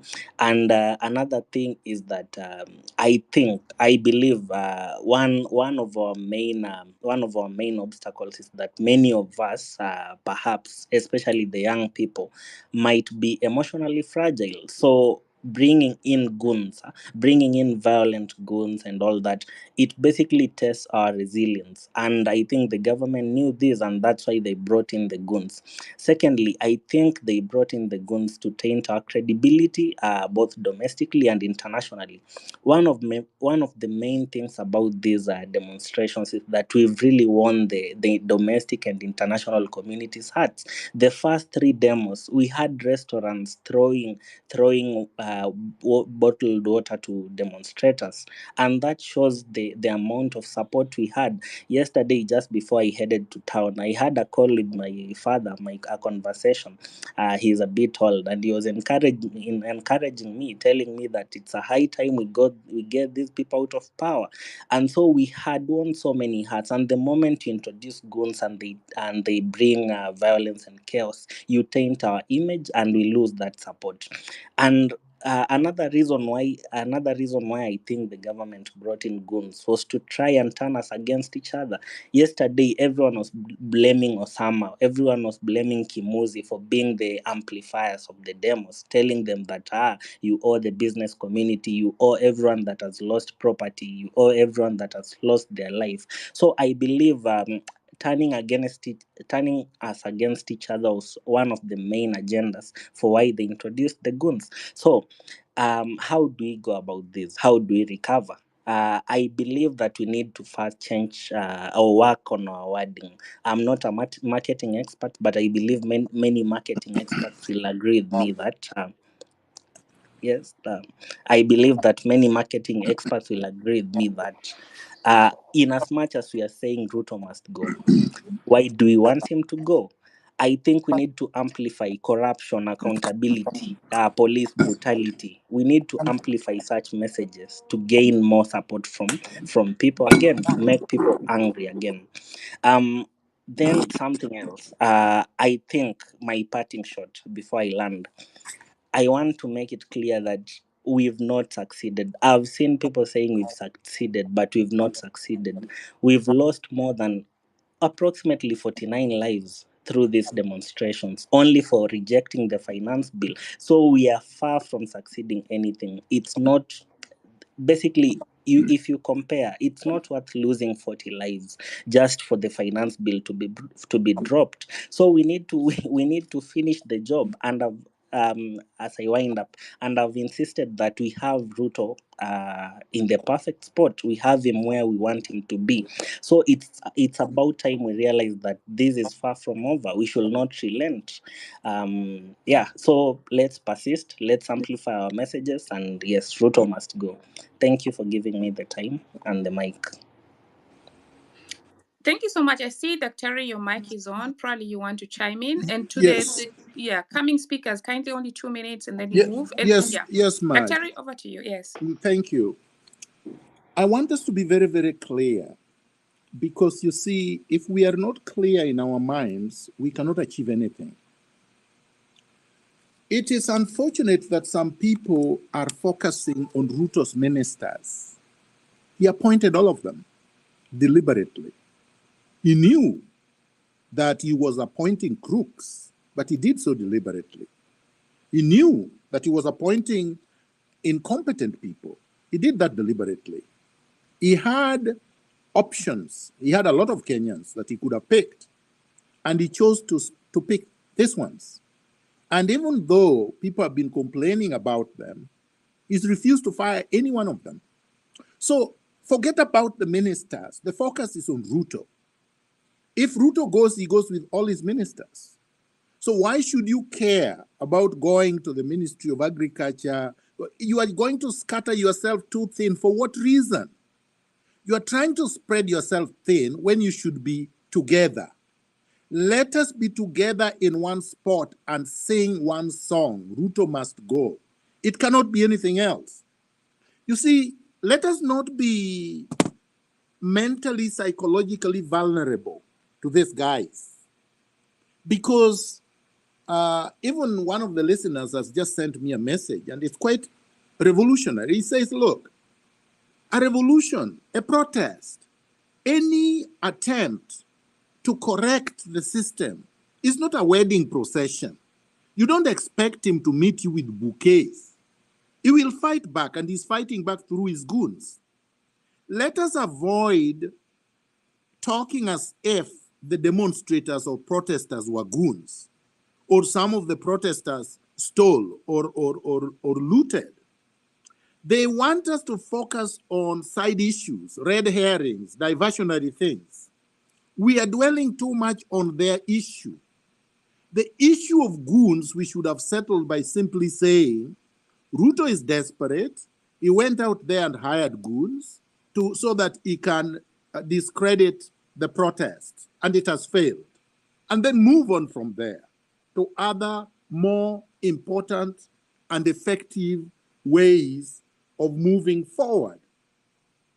One of the things that people must do, first of all, there is no question you cannot go to Uhuru Park, because that has been done, has been attempted many times. They only bring GSU and whatever to seal it off, and you will not be able to get there. We are going to get to public open spaces like Parliament, because it is open. You get there through the roads, and that is the meeting point. How you get there is not our issue, because if you let them block you from getting out of your estate, they will, and then you will not reach Parliament. So don't congregate out of town. Get to CBD through whatever means, whether you are walking, whether you are on a motorcycle, whether you are on a matatu, whatever it is, get to CBD. That is how revolutions are done. You don't tell them that we are going to meet out of town, because they will simply block you from getting to the CBD. The important thing about the CBD, apart from the symbolic importance, is that you grind everything to a halt. Let them not tell you about the stock exchange. Let them not tell you about our business are not running. Let the businesses not run, so that they can understand that this is a serious thing. Because if they do not understand this is a serious thing, then Ruto will continue with business as usual. So let's not be distracted. Finally, let people stream this thing. If you are downtown and you are a multitude of people, stream it live. Stream live whatever is happening, so that if people are being attacked, everybody can see. Stream it on Facebook, stream it on X, stream it on TikTok, stream it wherever you can stream it. But make sure you stream it and take good pictures of any thugs that they hire to come and attack people. But let's not dwell too much on the fact that they hired the goons, because the more you do that, you are actually making him win. You are distracting yourself. You're causing fear to yourself and to other people. And this is not the time for that. Let us stop lamenting. Let us come up with concrete things we must do. Thank you, Marge. Thanks so much, Dr. Harry. And so as we move on, like underlined by Dr. Harry, yes, we already noticed the problem. We've talked about it. Now let's just move on from there. And I hand over the mic to Sumba Robin, then Kimani, and Albizia in that order. Thank you very much, everyone on the call. First of all, I just want to say that for those that are our fallen heroes, let their souls rest in peace. For me, first of all, is to say that we've been able to progress well. The people who've been talking of strategy, I feel that for our strategy, it lies more in being adaptive. So we need to be very adaptive to everything that is thrown to us, because so many things will come along our way. We need to really be very focused. I've been able to really just be able to compare and contrast success stories of where people were able to go on the street, and I have been able to pick learnings that I think we can be able to also utilize and see that we succeed. In Tunisia, when they were trying to work out a way to just be able to relieve themselves from the yoke of dictatorship, one thing that they did was to be persistent. It was not something that was done in a day or 3 days. It was for a whole month, 30 days. After 30 days, the dictator who had been there for 23 years, Ruto, we are talking for 2 years, 23 years with systems that he had developed, he was able to run away, and the Wananchi were able to overcome, and they were able to put in place systems that worked for them. Equally, in Egypt, it worked the same way. So the thing is to really be adaptive, to really be consistent, and also to be there in numbers and to be peaceful. If you are peaceful, it becomes very hard for somebody to discredit you and to work against you. So looking at the 2 days that we were successful, if we were able to maintain the same tempo, then again, Ruto will really find it hard to really work against us. Then the other thing that I've observed in town, whenever that the protesters assemble, the first thing that the police do is to quickly do dispersion of tear gas. So if we can be able to work in silos, probably come into a number of groups that are then be able to converge at a point, having being in numbers that are a bit of a challenge to police, then it can really work for us. Because I've seen that police, even 2 people or 3 people, when they see any gathering that is small, they are able to quickly come in with tear gas. If we can be able to find a way of going around that, then I believe that is something that we can really be able to overcome this challenge. Thank you very much, and I'm really, really impressed by Dr. Miguna's input. Thank you so much. Kimani, you're next, then Albizia. You have 2 minutes each. That means after 1 hour, I'm going to be raising my hand. Then be on the lookout. Check my profile. When you see my hand up, then it means you have 1 minute to go. So for speakers that are coming on board, kindly prepare your points in a way that you can present them in 2 minutes. Over to you, Kimani. Good evening, people. I've heard what we have said about re-strategizing and what's next, what we are supposed to do. I would like to say that the hashtag Ruto must go is very important to this movement. And I would like to advise you guys that instead of just saying that Ruto must go, we need to fight for the reconstitution of the IEBC, because there is no way that we can say Ruto must go, and when it comes to that, to the actions in which we need to take in order to achieve the goal, there are no tools in which we can use in order to achieve our goals. Secondly, I would like to say that as Kenyans, we have failed so much in choosing our leaders. We have chosen leaders who are corrupt. I myself, we have chosen people who do not have empathy. We have seen the reactions of Mr. President when he has been asked about the people who have been killed. We have seen his responses. So in our next general elections, I would like that we choose people who have the characteristics of leaders. Go to listen to people around them, how they talk, how they carry themselves, what they are selling. Because I was fooled by Ruto. That's true. I was fooled.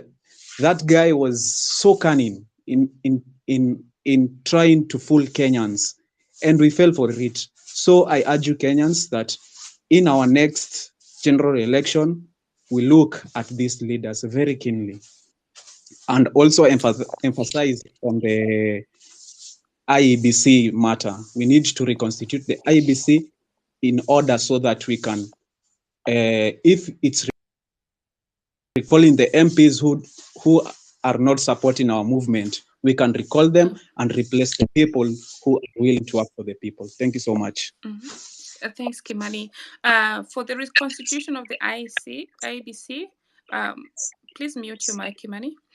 My understanding is that we really spoke about it the past days. So that means that in accordance to Article 1, when there's a reset, then everything is going to happen. So, that's where, coming up with new institutions. So it's not like, one step has to come, first step, a reset, and then other, the institutions that are supposed to be also reset will be done. Albizia? Can you give somebody, please? I'm doing something. I'll talk later, please. Bet, please.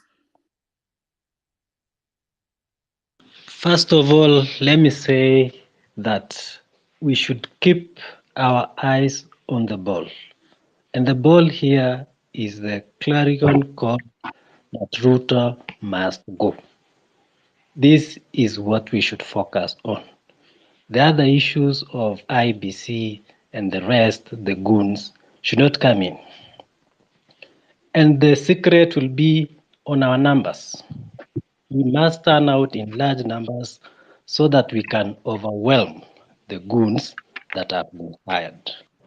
Revolution cannot be attained if we are divided, if we lose focus, and if we allow the kind of conversations that we saw in the Senate today, trying to divide us and trying to look like they are changing. They will not change. And the revolution must happen now for us to change our country, to fix the judiciary, to fix the executive, and to fix the parliament. That will happen after the revolution has been achieved. Thank you. Thanks so much, Bet. Let's proceed to Weston. Thank you so much, Marge. First, my commiseration to the fallen patriots. It's unfortunate that it had to come to this when people rise up to fight for justice, for equality, for equity, for economic emancipation.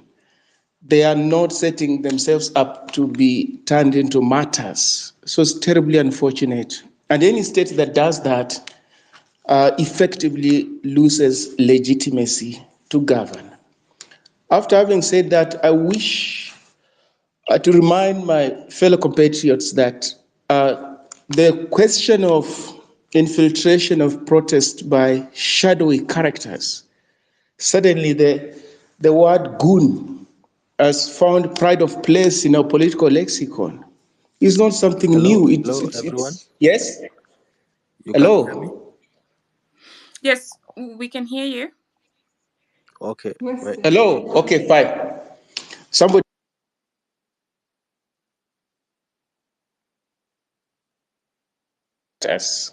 Can you hear me now? Kindly proceed, Weston. The problem is, just hold on, there's a Weston and then there's a Western. So Western Shilaho, please proceed. And Western Murai, wait a moment. So Western Shinyalo, kindly proceed. I can't hear anybody. Thank you. What is going on? Now, can you hear me now? Just hold on. Hello? Just hold on. Hello? Dr. we can hear you. What happened? Marge? Yes, I can hear you. Hillary, can you please... Marge, can you hear me? Yes. I really can't hear anybody. Dr. can you hear me? No, he cannot hear anyone. Hillary, can you text him Can you hear me? to log out and come back? Okay. Let's do that. Let Hillary handle that as we proceed. Weston, kindly proceed. Okay, thank you. Thank you so much for that clarification. Well, I was saying that it's unfortunate that lives have had to be lost because in the exercise of a people's inalienable constitutional rights, no life should Hello, be Marge? lost. I cannot hear you. I cannot hear anybody. We cannot hear you. We can hear you. Hillary is texting you, contacting you so that you can log out and come back again. Let me text Hillary that. Okay. Weston, please proceed. Thank you so much. Well, be as it may, I think this is an indictment on our democracy. Lives should not be senselessly lost in a democracy. In a democracy, we should be able to resolve our political and economic contradictions civilly through set out institutions. We are not doing it now. Why? Because of institutional impunity, by the state. And that's why we are where we are. And we're saying we have to relentlessly fight and push back against this seemingly impregnable culture of lawlessness and impunity. Having said that, I wish also to draw my fellow compatriots to the fact that any given struggle, any war is also psychological. The people that we are ranged against will stop at nothing to invoke all sorts of tactics and stratagems to deflate this mass movement. And one of which is where you see people beginning to cast doubts on themselves. Are they doing the right thing? Are they not doing the right thing? That's psychological. We must be aware of that. I don't know whether Dr. Miguna is listening to me. I've got two quick questions for him. Is he listening? We're trying to sort out his issues. Of late, when people are listening, the spaces are tampered with, unfortunately. But do post your questions. He's going to work on his connection and then come back. Do pose your questions. We are taking those questions. We're writing them down. You have 1 minute to land, please. Okay, thank you. Sorry, Marge. Let's remove him from the speaker, then we invite him back. I think Hillary cannot hear us either. Okay, let's do that. Weston, please proceed with your questions. Okay, good. I would like Dr. Miguna to weigh in, and any other person in the forum on the question of class versus ethno-regional politics. The latter has held us back, which I consider to be extremely retrogressive, because it has denied us an opportunity to caucus and have a conversation on cross-cutting social, political, and economic considerations. And I look at the kind of challenge we are bedeviled with currently, which is not new, as the rest of the Kenyans, who constitute the majority, raged against a tiny clique of the ruling class that has commandeered the state and appropriated the associated benefits and consigned everybody else to the margins of the mainstream economy. So I'm asking, there's this tendency to draw parallels between ethno-regional politics and class politics, which evokes fear among some Kenyans in equal measure. And I don't think that is correct in my reading, because our contradictions can only be addressed when we caucus coalesce along ethnic religious, gender, regional lines, and address the things we're doing now. Western, may I kindly route you back to the topic? I mean, the topic you're discussing is very, very important, but let's really stick to the topic of the day. So take 30 seconds to pose your question relating to this topic to Miguna, and then we go to the next. One second, kindly. Could you ask? Thank you. Just ask the speaker to hold on. Sorry about that. Madge, can you ask Dr. if he can hear us? Because I'm trying to add him to the speaker panel. Okay. Well, let's sort that offline because I cannot see him. Let's sort that out offline. So Weston, go, and then we go to the next, to Vincent. Weston, just 30 minutes for the question. Okay, I'm done with the question, Marge, but I would wish to, because it stems from a doctor's previous presentation, and I didn't get a chance to ask him that question. It's imperative because it's at the core of our political mobilization. It's at the core of what we're doing now, because we are fighting for economic emancipation. We are fighting for better livelihoods. So I don't think it's an outlier question as such. In any case, Dr. Miguna addressed it last time. Thank you. Vincent, over to you. Hi, thank you for letting me speak. I've been on so many calls the last few days. My wife is Kenyan. We're going to grow our family up in Kenya. I have a very high regard for the potential of Kenya. What I want to discuss is with the effects of these hired goons is that I think people need to wake up a little bit, yeah? This Westminster system of government has continuously failed every country and has been corruptible in every country around the world, not just Kenya.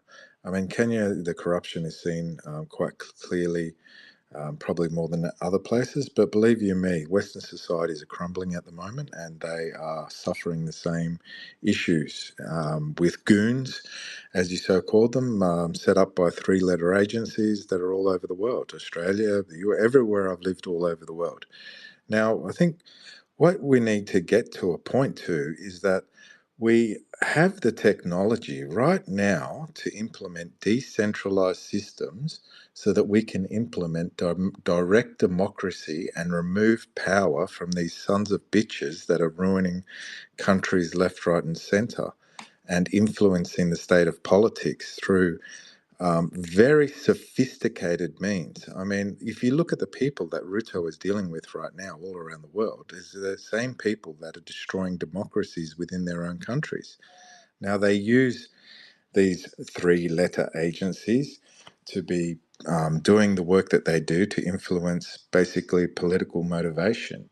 Now, if you implement decentralized power in terms of putting major decisions directly without the use of continuous representatives who you never really know, and eventually, because of the Westminster system, they become corrupted. This system needs to stop.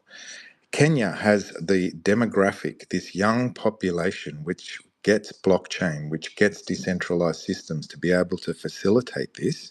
They have the knowledge, they have the smarts. This is what we need to be doing to, usurp the power of these goons. And to hold people accountable. We are holding spaces every few days to build the first system off the rank, which is a voting system, which will be incorruptible, because it will be transparent on the blockchain and open source, if anybody wants to join that discussion. But I think that everybody needs to think about a new form of government, because this form of government is failing the world. It's not just Kenya. And every finance, every tender, every vote should be accountable, auditable on the blockchain, which is what it's designed for and extremely good at. And these people need to be held to account. And funding to these three-letter agencies or these nefarious goons needs to be seen, where this money is going. So, you start attacking the root cause. You decentralize the systems of power, make these people more accountable. We just cannot have this system, Westminster 3, 4, 500-year-old system anymore. And let Kenya, through the demographic that we have, be the shining light for the rest of the world. It can be done. We're doing it. We're socializing what we're doing. We're actually building it. This voting system will be out in 2 weeks by the 17th of July. If anybody wants to know what we're building, critique it, or anything like that, please do. But you need voices to be heard, right? And at the moment, everybody's saying, well, who are we talking to? You don't talk to bloody anybody. Why should they? This group is correct. We are, it should be leaderless. Who you're talking to should be a incorruptible, immutable voting system whereby everybody has direct.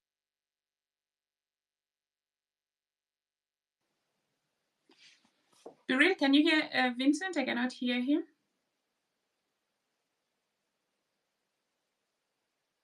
I think we lost him. Okay. Uh, I'm told that yeah. Terry is back, and I'm told Manura is also on. Can you see Terry on the panel, because I cannot see him? Welcome, Terry. If you can hear me, please say something.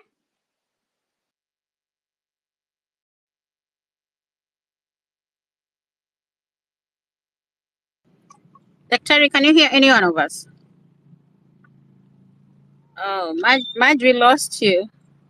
Okay, I'll queue in as we wait. Welcome, Kip Kalia Kwanest. Welcome, Haman Munyara. Welcome to the space. And Hillary, please add Terry back. If you can hear me, give me 100. Anybody who can hear me? Kings, can you hear me? Nice, lovely. Thank you, Justice. We'll give you Kingsman. I think Vincent is talking about block technology, and Vincent will give you back the mic at a later stage. I think you dropped or something. We'll give you the mic again, and you'll take us through that after we're done with our today's guest. I had you.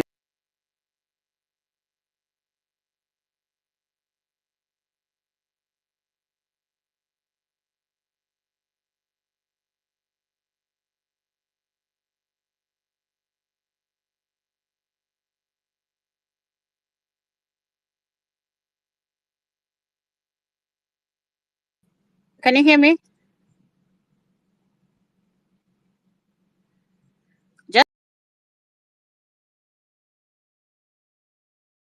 Justice, give me 100 if you can hear me. What happened? Biril, we can hear you. Can you hear me?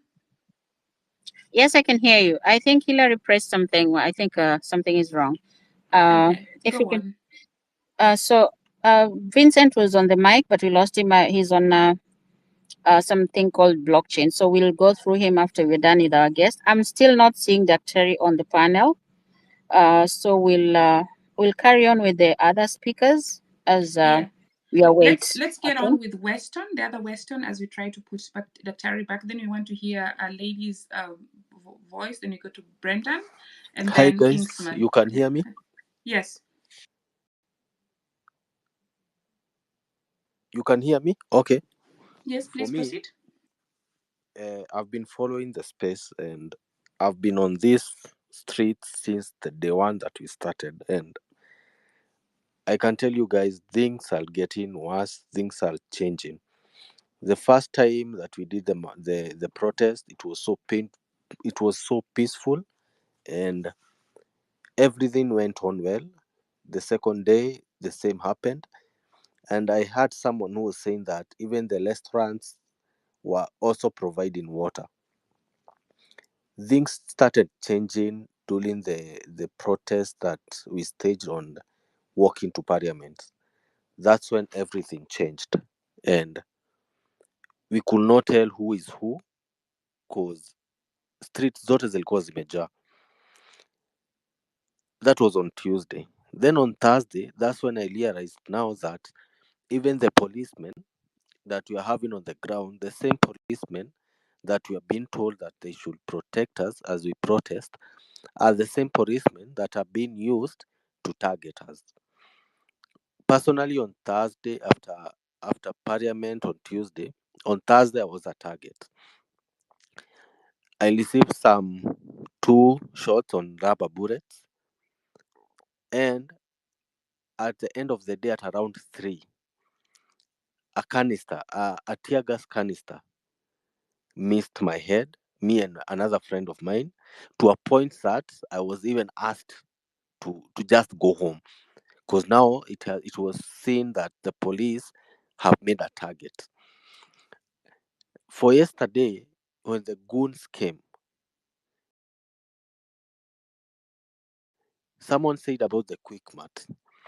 Policemen did nothing, but when they find someone who is saying that Ruto must go, that person was being arrested. It happened also in Isri. There's so many creeps that are going around of protesters who are peaceful, being harassed, being beaten up, being picked by police. But when goons are looting the shops or even stealing from innocent people, the policemen are just walking away. They're just giving them free way to do it. For me, on my suggestion, I guess it's a high time now we do something different. Like Daktari said, if we were to go to a specific point, it doesn't matter how we are going to meet to that point, but make sure that we are live on that point. Even if it's going to take us 3 to 4 hours for us to reach to that point, we reach to that point. Or else, if you suggest that your meeting point is at Parliament, why don't we all meet at Parliament Road? We all sit down and we all keep quiet. If they want to beat us up, they beat us up when you're all seated as the world is watching. Because now this thing is getting out of hand. As we are doing it peacefully, but the policemen and the goons are together. The same MPs that brought all this to us are the same MPs and government officials who are paying goons to come and even beat us as we protest, to come and steal even from us as we protest. Our mothers are the ones that are owning the shops in town.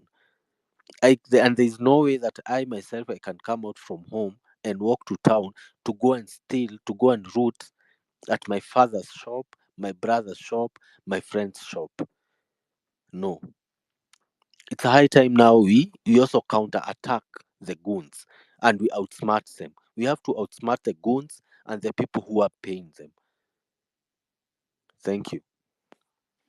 Thank you so much, Weston. Hilary, I cannot see Miguna. Miguna, do communicate with him to ask him to log out and come back again.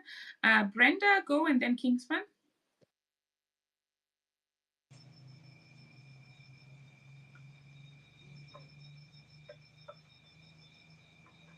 Brenda, are you able to speak, or should we move to the next speaker?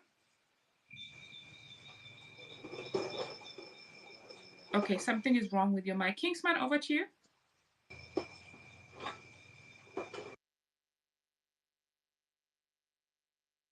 Kingsman, can you hear me? Okay, can anyone hear me? Oh. Yes, I can hear you. Okay. Then Kingsman is not yet able to speak. Justice, please go on. Okay, Kingsman, I see your hand is up. Take a go, and then we go to Justice. Hi, comrades. Mag, are you able to hear me? Loud and clear. Biril, how are you? Good evening.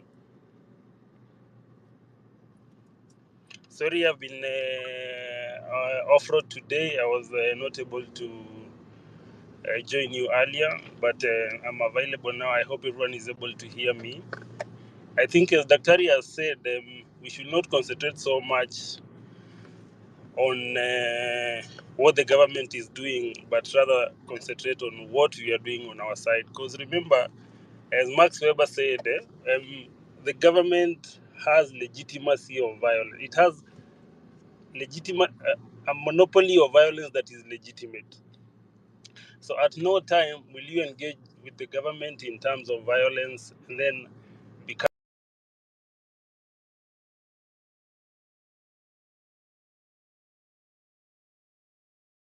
a victor out of it. So the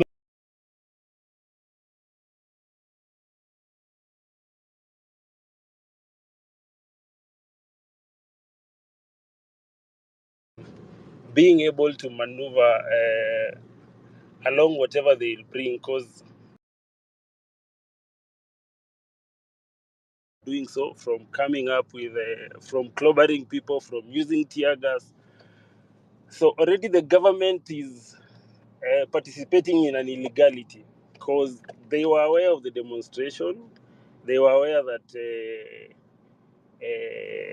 there were peaceful demonstrators yesterday, and then they are also aware of goons, because it is not a coincidence that two quick mats are attacked, things are stolen. Actually, one is just near Kamukunji police station, and the police were not able to get there on time, but you could see the people who were injured from whatever was happening yesterday. So for me, I think we should focus more on the approach and the message, because when we concentrate on what the government did to thwart the cause, then we lose the cause in itself. Because what are we looking? The bigger picture is, first of all, by the way, that guy has cordoned off the whole of the Kilimani area, the Upper Hill area. You cannot be able to access Kilimani through State House Road.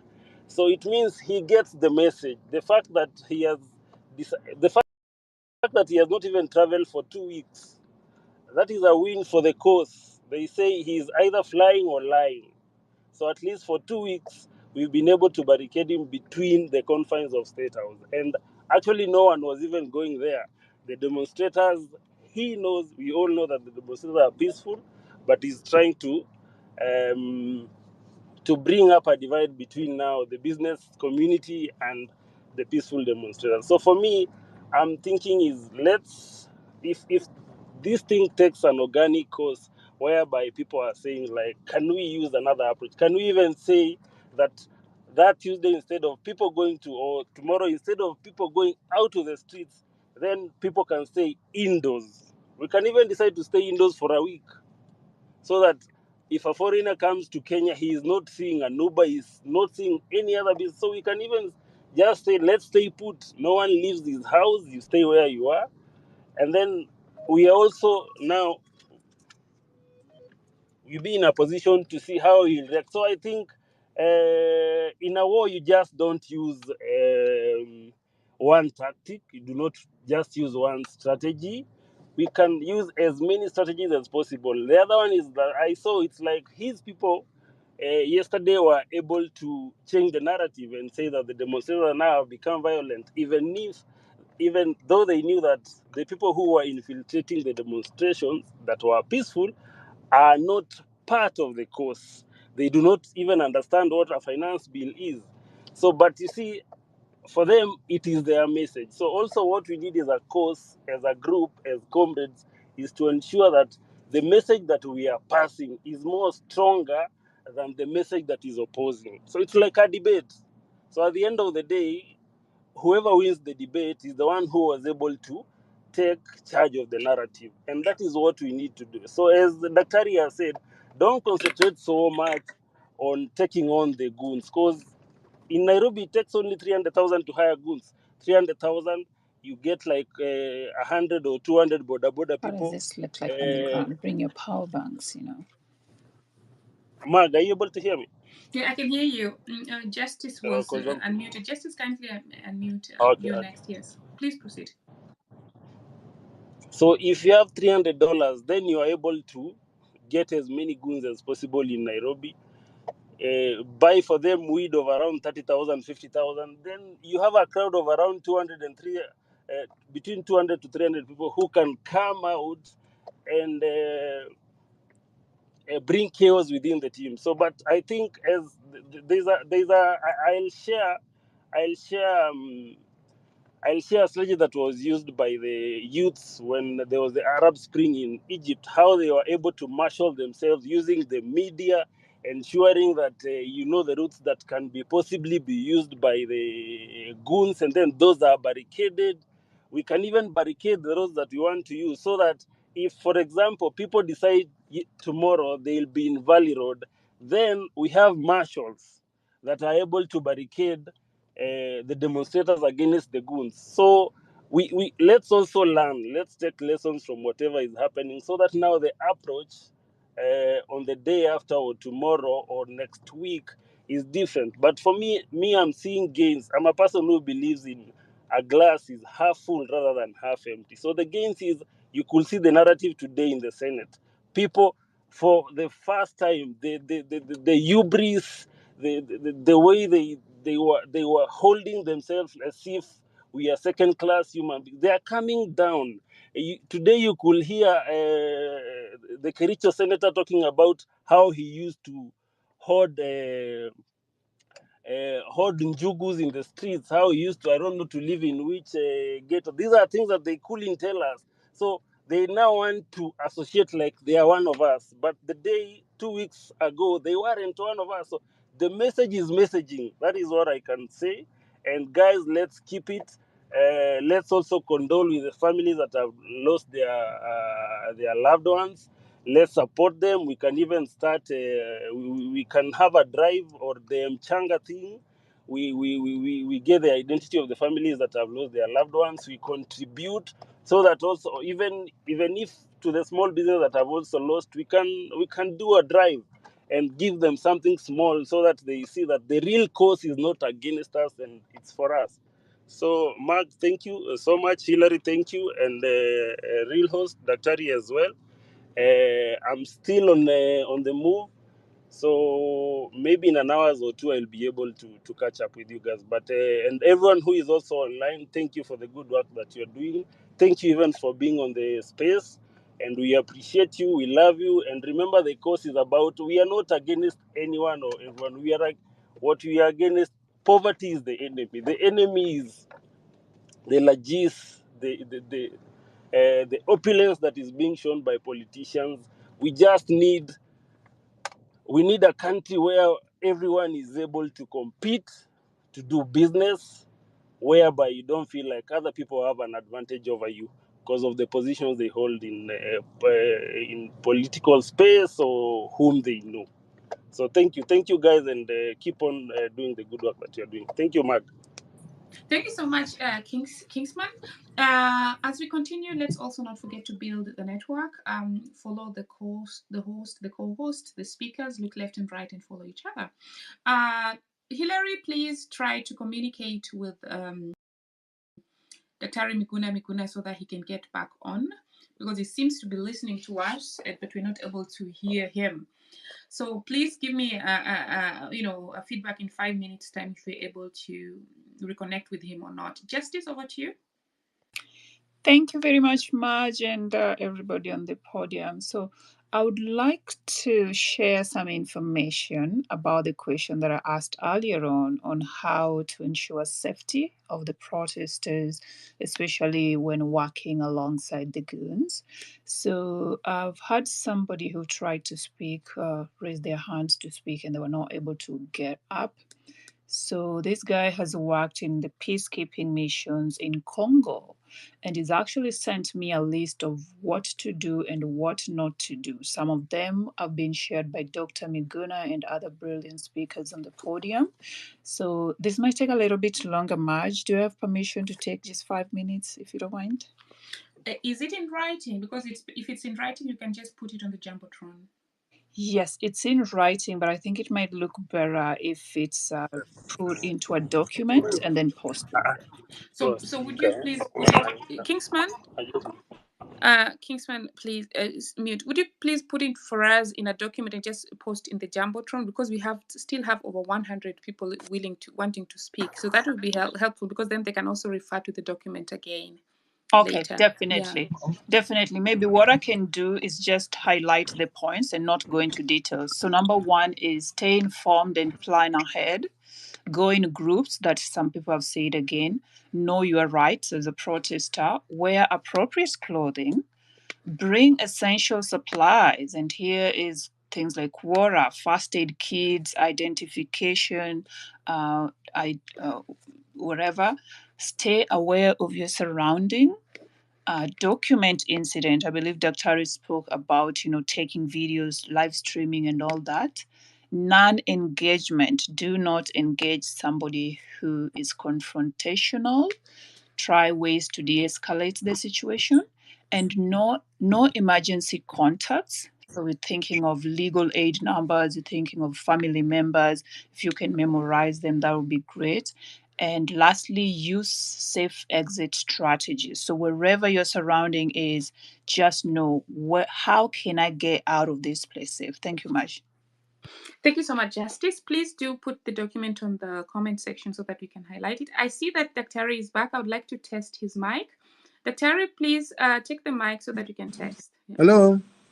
Hello, we can hear you. I've been here all through, so somebody just muted me. Oh, okay. I was hearing everybody.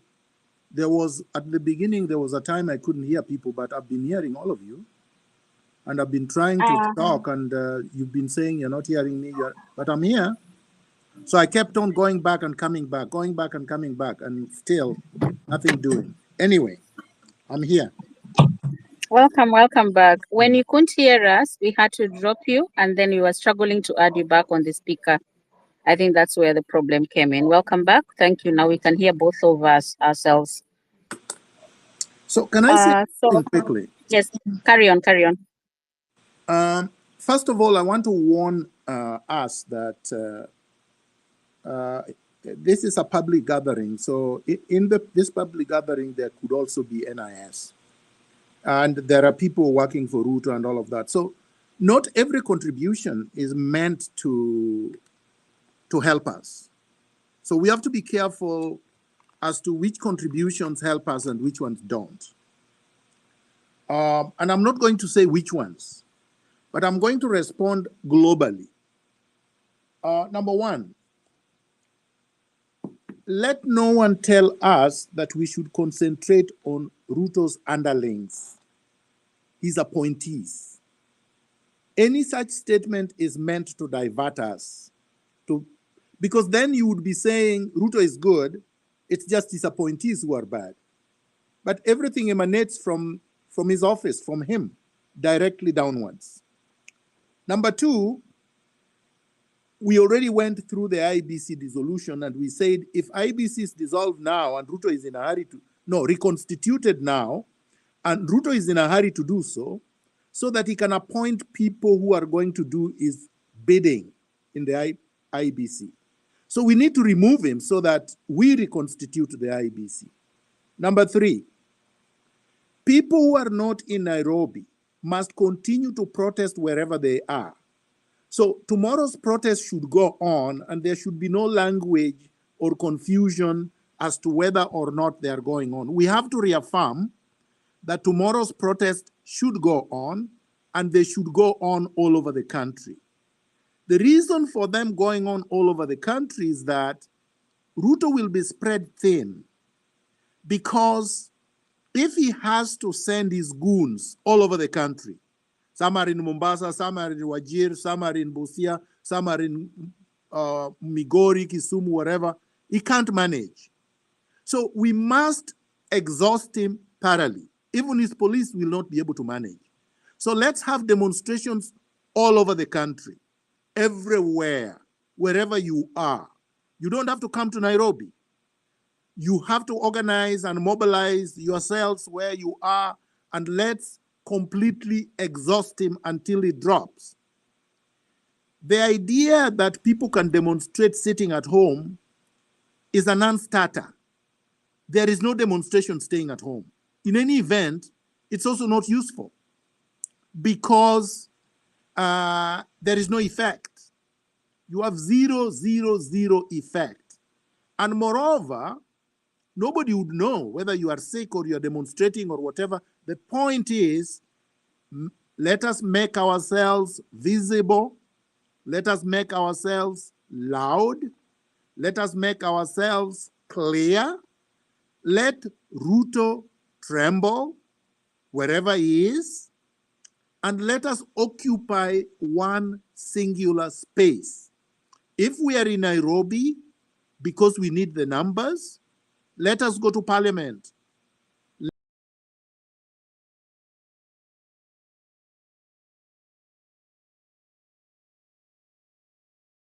Let us congregate there. Let us get there.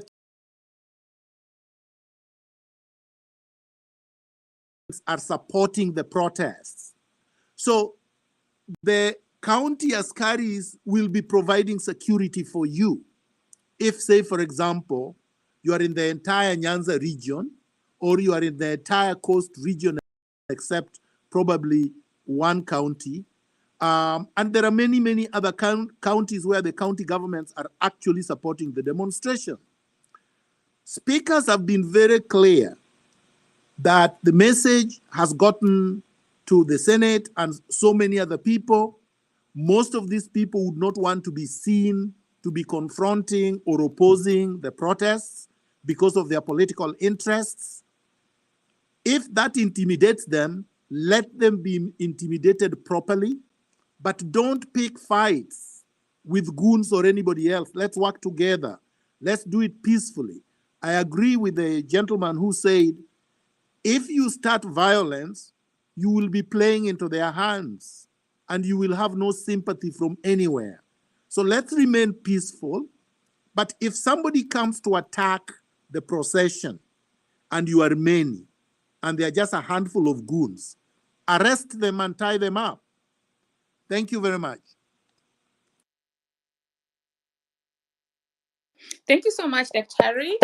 Would you kindly give a pointer as to how many more minutes you have so that we can plan around that?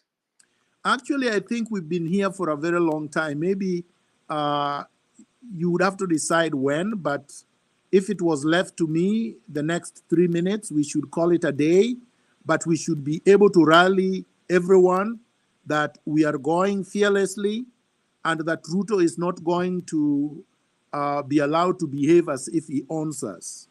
Thank you. Thank you. Kindly allow us to finish at the top of the hour so that only the speakers on the panel can ask questions, only questions, and then Dr. Will respond. And we are not adding other speakers. Please kindly bear with us. Reject finance bill, 2 minutes. And then Tabo, in that order. Okay, anyone who will not speak? Okay, go on. Good evening, ladies and gentlemen. Good evening. Hello, can you hear me? Yes.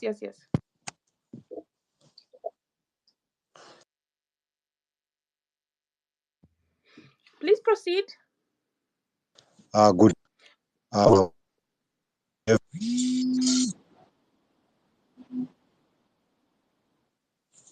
Okay. Now, I think you take another speaker because engineers, mute your mic because we can't hear you. I'm getting you. Can you Okay, get me? carry on, yes. Yes.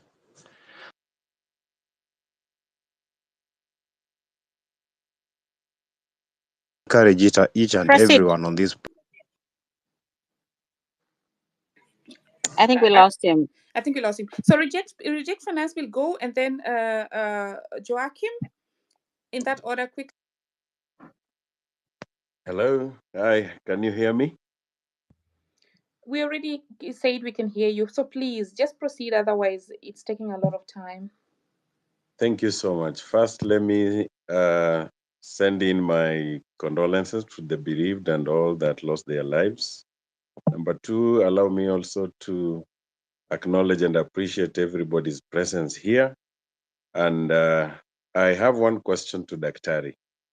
Daktari, what would be your opinion if we all gathered at a certain place or a certain avenue in CBD, and we all were in, for example, let's say we are all dressed in white, sat in one of the streets, just sat there and did nothing and protested and blocked all the roads in the CBD while we were seated. What effect could that have on our agenda? Number two, allow me to say that this goon infiltration is something that we should be prepared to have it going forward. It is an counterattack to what was meant to be a very peaceful procession, what was meant to be a very noble idea. But now going forward, we also need to craft ways on how to counter it. As Daktari has said, that maybe we need to arrest these people, clobber them, and maybe hand them over to the authorities. It is a time that we need now to think extensively, think outside the box, and see how best to counter that. So I would request that Daktari may be response to that. And once he's still at that, I would request Daktari also to unblock me. Thank you so much. So reject finance bill onto where and how the demonstration should take place, that he already responded to. On your second question about how to deal with the goons, that he also responded to. I'd like to underline that I never had him say we should clobber the goons. Joachim, over to you.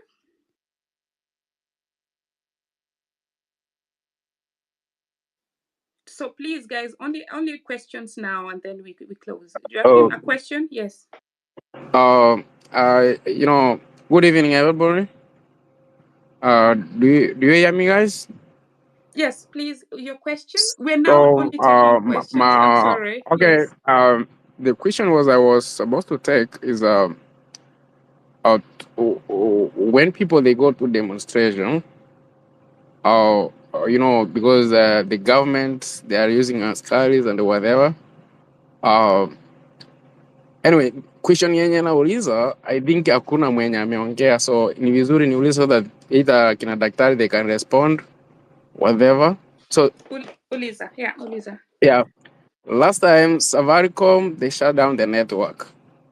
So the only thing I can tell people wacharge simu zao sikwe full if they want to go to demonstration, and then maybe they use like another network.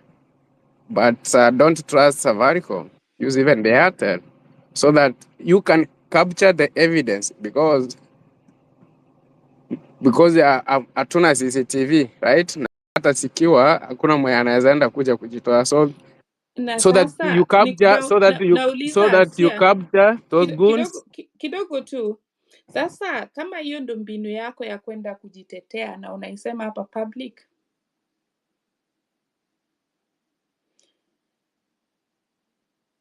nauliza hivi, kama hiyo ni mbinu ya kujitetea na unaisema hapa public, unasaidia nani? Let's be smart. So questions only. Rob and then Bin Adam, questions. And if you have a strategy, even if whatever it means, hata kama umeenda interview, where's the expose strategy? So Rob and then Bin Adam. Thank you. I'll be quick. Mine is not focusing on the demonstration, but I wanted to know from Dr. Miguna, because we are now focusing on using our constitutional right to recall MPs. But we found that the IEBC needs to be constituted first for that to happen. Is there any way citizens can fast track this process so that the IEBC can be able to work on the recalling process with us? Thank you. Thanks, Rob. I think he'd clarified that already, but probably he can, if you want to, you can spend a minute on that. Bin Adam, question, please. Hi, hope you can hear me, guys. First of all, my condolence to the guys who lost their lives trying to liberate and fight for our rights. Poleni sana to the family. I'm actually speaking, I'm not in the country, I'm actually in the Middle East. And my question is to Dr. Miguna, is there a way that, okay, because our agenda, which was peaceful demonstration, was hijacked by the goons, like the topic says so.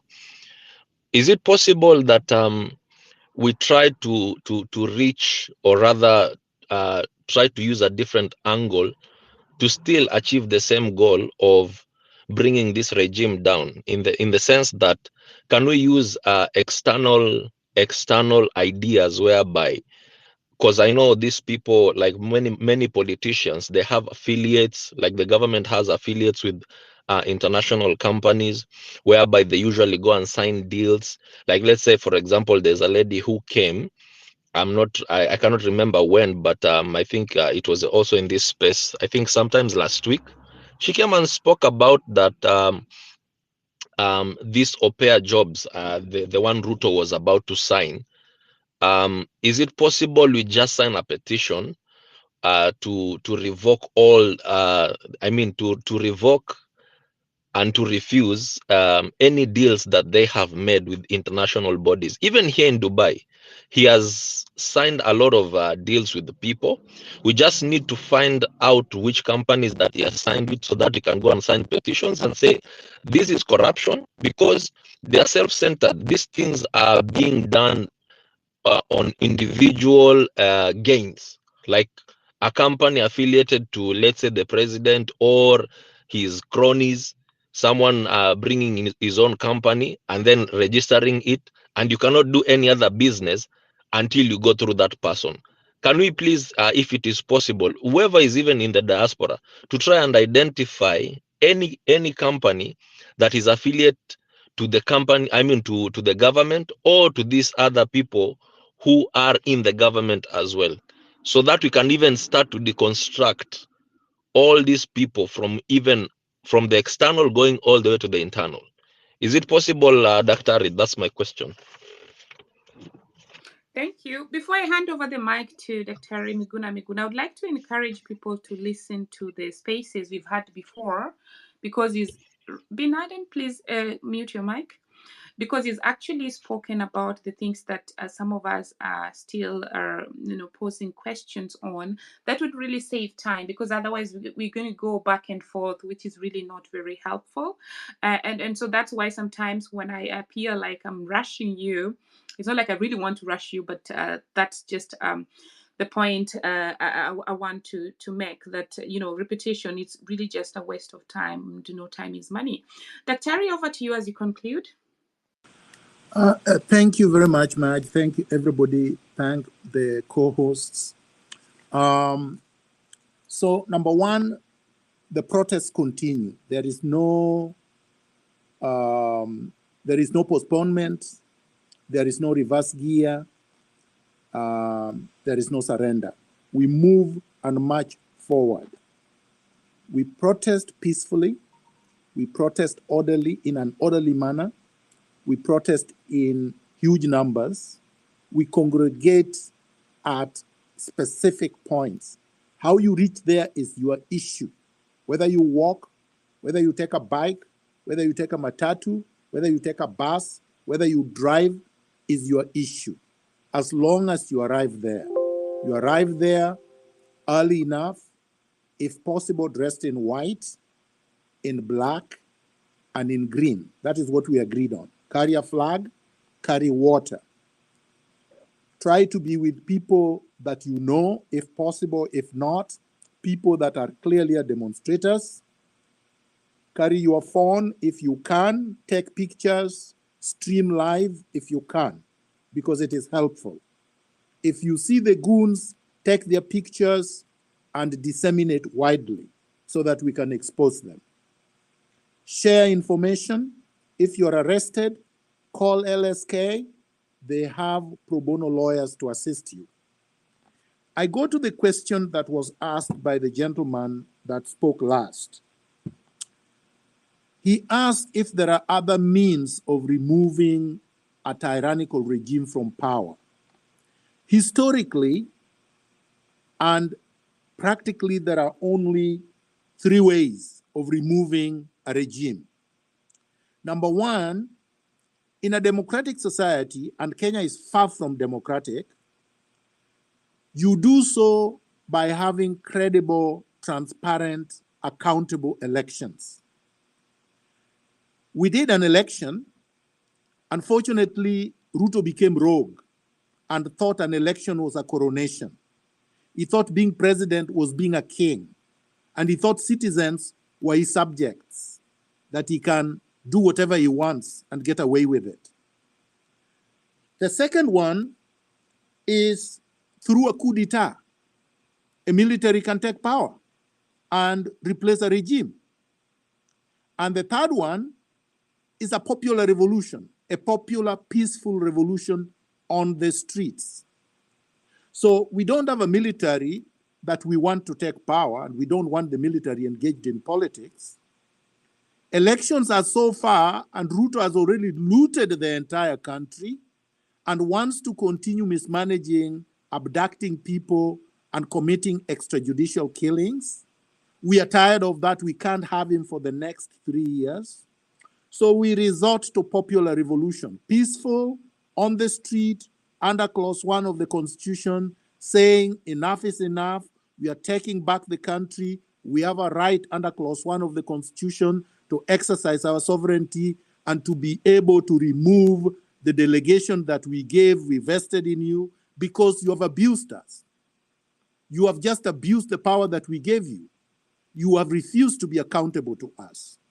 And after we do that, as I said last week, there is a process. And I will go over the process again so that we don't have these repetitions. Number one, we set up a national transitional authority, a civilian body made up of 54 volunteers, one from each national ethnic community, professionals who will comprise the youth, men, women of integrity from all religious backgrounds. They will be volunteers.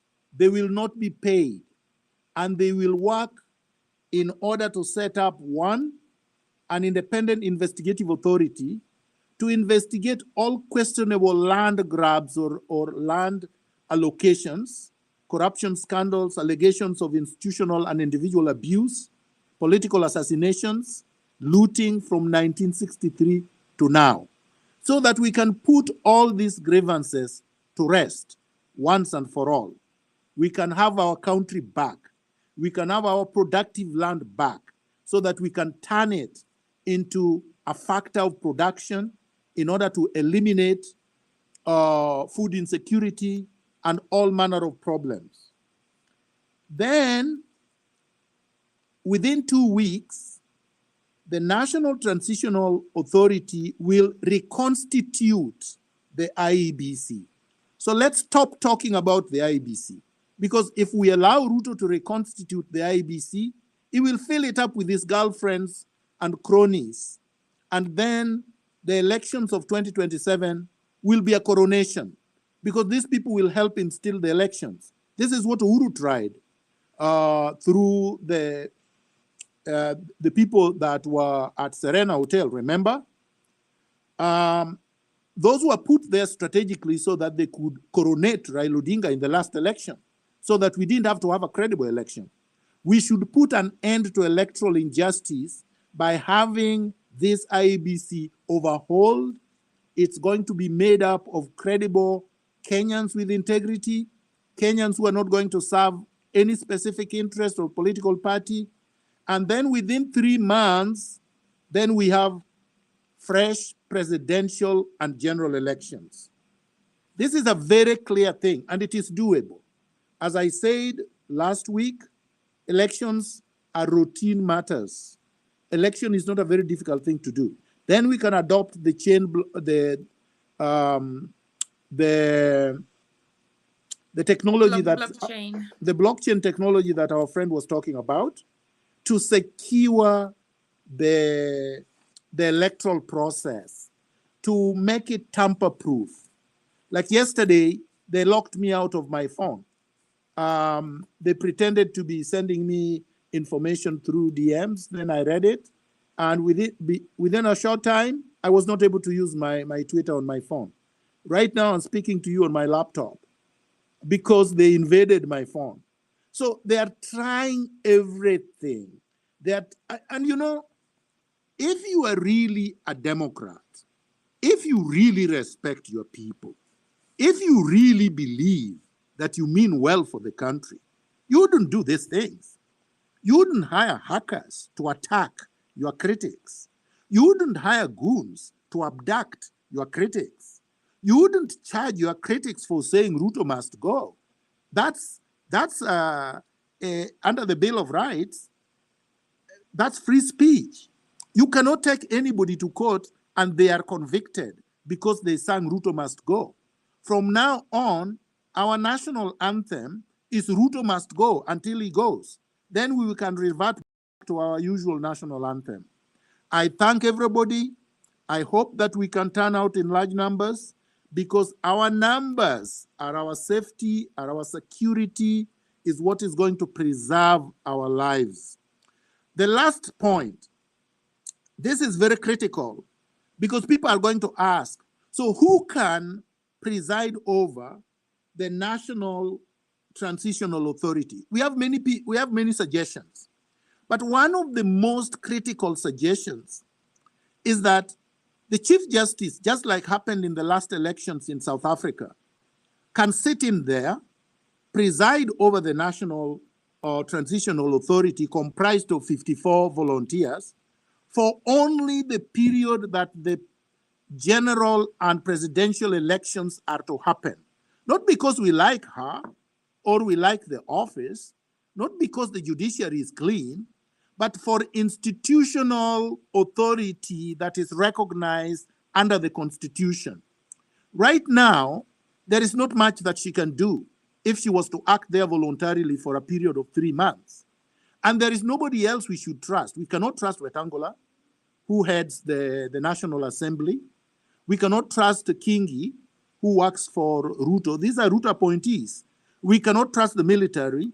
So the only titular constitutional head that could serve this purpose under the supervision of 54 volunteers, but under the check ultimately of the population of Kenya, would be the Chief Justice. I'm just giving this as an example. And then nobody would say we would have a vacuum. And everybody would understand this is a transitional authority. And if they bring any nyoko, then we greet them nicely. Thank you very much, gentlemen and gentlewomen. Thank you so much, Dr. for taking the time to come and be with us and share with us. And thanks everyone who was listening. I'll be very, very brief before Hillary closes. I'd like to say that yesterday I received a lot of messages of people telling me to stop inciting them to go and demonstrate. Nobody is inciting anyone to go and demonstrate. What is happening here is that the right to do that is actually enshrined in the Constitution. Now, today I woke up to the government intimidating people. There was the police who'd not posted for many months, now posting about, these are the suspects. There was the ministry, the CS of health now coming out all of a sudden after they have killed and maimed people to say, those patients have been paying. We've waived all the time. We've waived the bill, trying to discredit the people who are collecting the money. So the tactic out here is, as I've seen and I'm being recorded, I saw today the government was trying to intimidate a lot of people, and this is going to continue. So those of you who are coming and thinking Marge is inciting anyone, soon, mark my words, you will be in my inbox telling me how somebody has been kidnapped where, and I don't know. So just check with yourself. Know what you want to do. The goons that are being paid, you are in a space where people confessed that they were paid 500 shillings per day to run a wrong narrative. Now, I will mention Intumbi now because he was also mentioned by the person who he had paid in that space. He had paid 500 shillings per day, but they had gone ahead and arrested the person.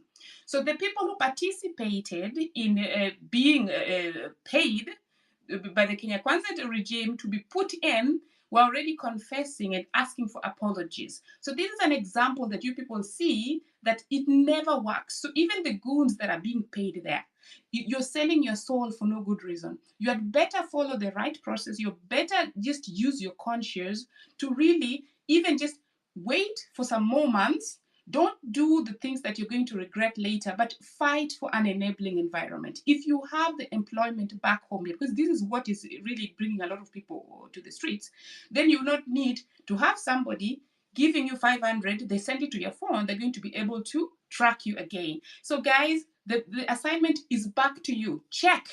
What do you want to do? If you want to be paid by those people, they come for you. That's it. You saw on the spaces, it was recorded.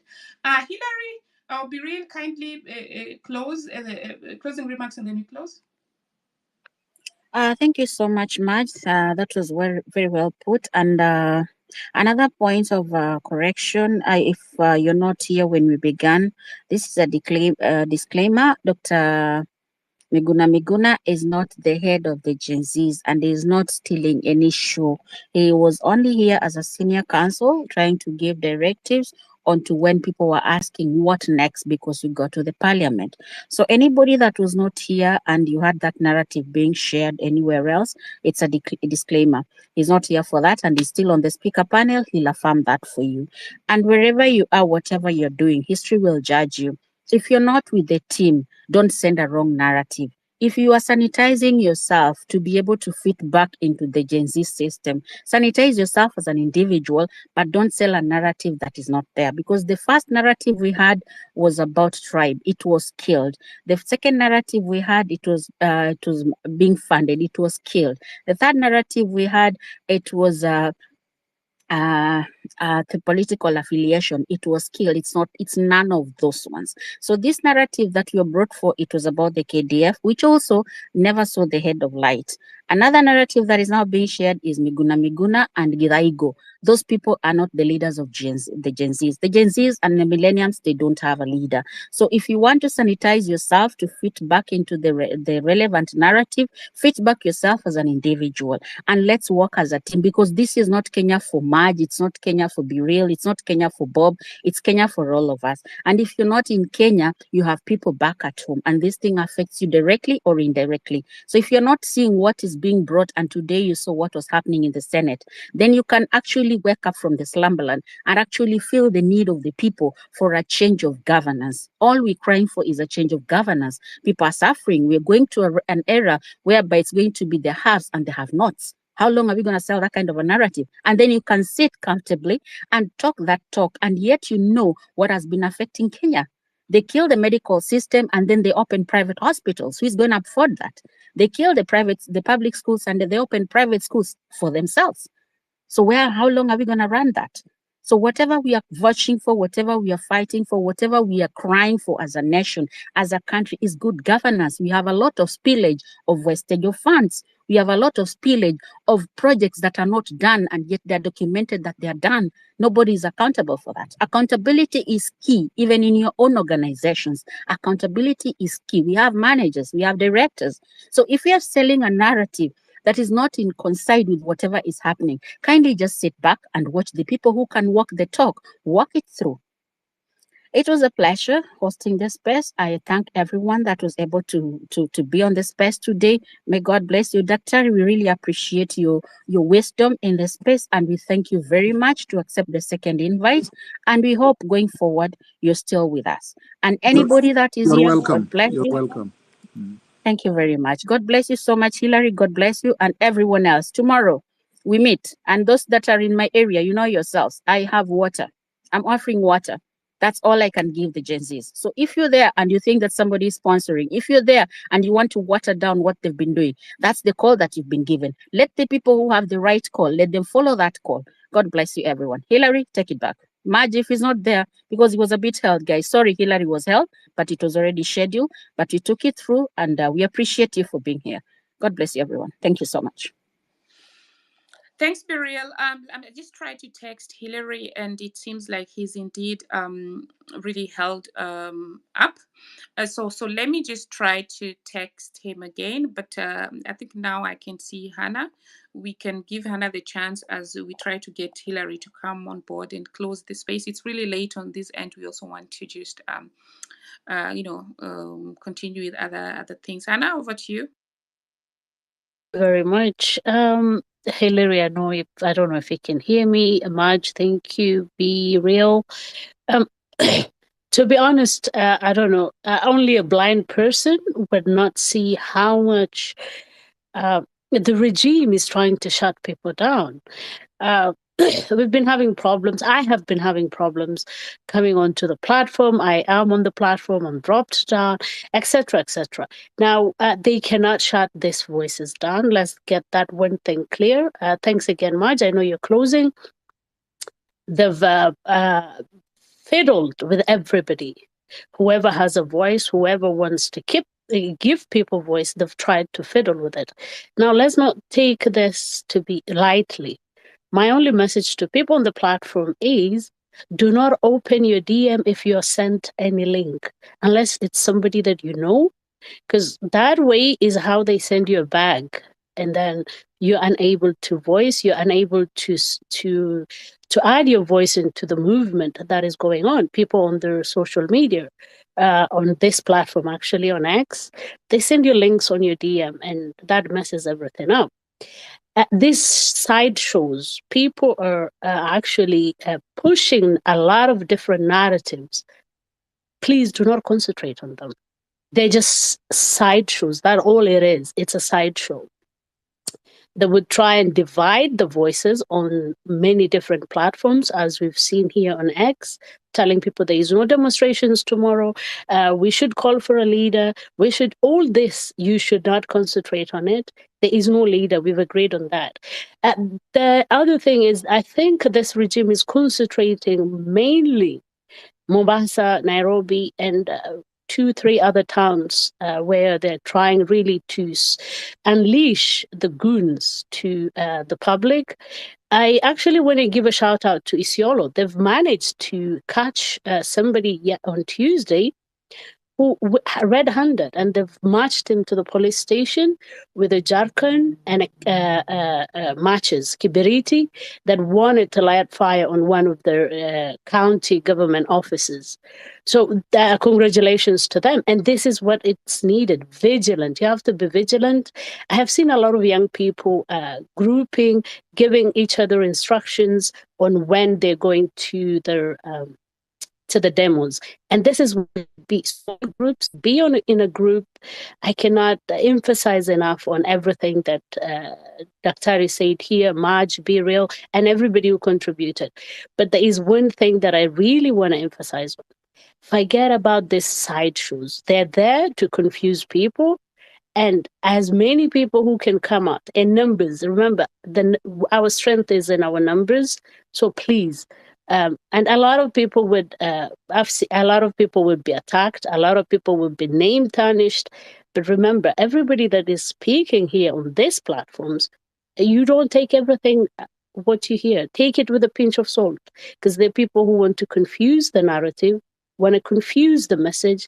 The message is one.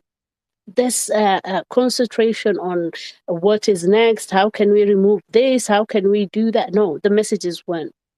And as Dr. said, the national anthem for now is Ruto Must Go. Thank you, Maj. I don't think I've added anything much from what has been said, but it's just to emphasize, stop concentrating on the side shows. This is what they want. They want the division. They want the concentration to be divided. I've seen a lot of young people coming on the TV actually saying that we don't have a leader. If the EU wants to speak to a leader, he should go to every county, every sub-county, and talk to everybody, the whole country, to the Gen Zs and the millennials in everywhere or every corner of Kenya. And we know that is a tall order. He cannot do that. If he cannot do that, therefore, then he has to leave office. The message comes back to its origin, which is Ruto must go. So thank you very much, Maj. Thanks so much, Hannah. I mean, the question about the Gen Z leadership has really always startled me, because constitutionally at the moment, the leader that we have of the country is Ruto. So Ruto is the leader of the Gen Zs at the moment. So, and they are expressing their dissatisfaction with him. And that is now where he also needs to come back and say, these are my people, what do they want?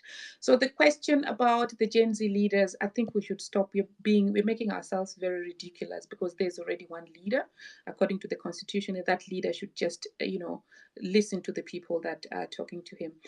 Vincent Walewa, and then Sami. We added some speakers as we try to get Hillary to close the space, because he was having some meeting. I think he's very deep in that meeting, so we're going to add 15 minutes. Vincent? Thank you so much for letting me back on again. Look, I just wanted to reiterate the point that, look, I really feel for the people on the ground. It's going to be hard. It's really a struggle. But for me, I've gathered together a bunch of geeks, for the lack of the better word. And what we're doing is we're building momentum to, as I said before, start direct democracy and making every single level of government accountable via the blockchain. Now, the first step in that process, which I've committed my team to and myself, is a voting system that is incorruptible, and we will deliver that on the 17th of July. Everything else has been put aside to do this. I'm holding regular spaces, so please follow me to listen in on the ins and outs of how we're doing that and how it will be incorruptible. And we need the word to spread. Like the good doctor said, is that yes, there is time for people to protest on the ground, but in the future, this system of government that is all over the world, pervasive and has failed consistently. In every single country, this Westminster system has been exploited and corrupted everywhere. So it needs to end. The only country I believe within my heart of hearts that can do this is Kenya. And the reason why I believe that Kenya can do this is because the demographic there that is undertaking this revolution now is the demographic that understands the technology and knows its benefit and how to implement it properly. And then they can pass on the information to their elders if they do not understand. We're undertaking an education campaign through the application that will be able to be downloaded in a few weeks. But please, as the good doctor said, there is some work to be done on the ground. Unfortunately, these people are very experts at at usurping movements. They've done it in every country all around the world. There's a number of three-letter agencies that are involved that are helping Ruto. It's not going to it's very well funded. This all started, remember, with the IMF. And the biggest holder of shares in the IMF is the US. And who's this man been seeing lately? It's the same story over and over again. So, they're trying to make Kenya the 36th country that will be overthrown since World War II by the same people. So please join us. Please ask any questions in terms of decentralization in the blockchain. Join my space if you can. And we will deliver a product that I hope will forever change voting in this country forever. So please follow me to get the updates on that. And it's a long road forward, but these systems of government have to go. People have to be held accountable, and corruption needs to Thank you. end. Thank you, Vincent. I just like to thanks for sharing it. I believe this, Kingsman. I see you. I'm gonna let you go next. I believe this is going to be also a solution in some part, but I would like to clarify that even the last elections in Kenya, the management was done by non-Kenyans who later, when we wanted to have access, was talking about data privacy. So you might be having good intentions, but we also have foreign nationals and foreign companies who have been making money with running elections in the African continent. In Germany, we are still doing it a manual way. We go there and we do it manually, and by 6 p.m., we have the results. But we know that the challenges that we have back there, and of course, I believe we need to improve, and we will improve. But I just want to point out, and it's even on record, that the last company that ran elections in Kenya had been charged with Sure, some. but what you're talking about are centralized Would you please forms. let me finish? Sure. Thank you. So the country that the company that was really taxed with this was had issues in other countries. They had already been charged in court or had some accusations, so they were not clean. I just like to say that whereas we are looking for solutions out there, the solution should also come from within the country. That's only the one thing that I wanted to say, because they also had a back office that later turned out to be used for different purposes. So my feedback that I'm trying to give at the moment is that Kenyans might not trust the even any electoral kind of voting at this point. That I wanted to just put out there. And also, when these things are being done externally, in the US, in Australia, they rarely bring in people from outside the country to manage their elections, So we want to reach a point whereby we're actually managing our elections ourselves. We haven't read the ballot papers were gotten from Greece the last time. So no, that is just another IMF in another way, So thank you for your contribution over there, Kingsman. And May I Marge, just before respond? you give it to Kingsman, Can I just finish, yeah, please? Just a just moment. 1 I second, think it's a Vincent. very important Just a topic. minute, Vincent. Yeah. Just a second. Just a second. The other thing, Matt, is that we are trying to actually demolish this whole system, the system that has been there since Kenya got independent. It's the system that is actually corrupt to the core. So this whole governance system, whether it's election system, whether it's whatever it is, every aspect of that system, that engine has is this actually demonstrations and whatever is going on is to fundamentally dismantle this system, neo-colonialism system that has crippled Africa and now crippling Kenya. And that is fundamentally what Kenyans want. They want to go away with this system complete. Take this system out, not a middle with it, not fix it, no, just a complete change of system from the bottom up. This system is not viable for Kenyans. This system of neo-colonialism is not viable for Africa, and this is what Kenya wants to spearhead, to show that we can have a system that is going to provide for the Kenyans, that is going to provide for Africa. This system of just manipulation and installing leaders that would work for their betterment has to end. And that's what the point May is. I just complete? Thank you, Hannah. May I just complete the? Yes, please. Yeah. Go on, Vincent. I'm quite shocked at your comments, actually, that you were making some inference that I'm coming in from the outside or whatever.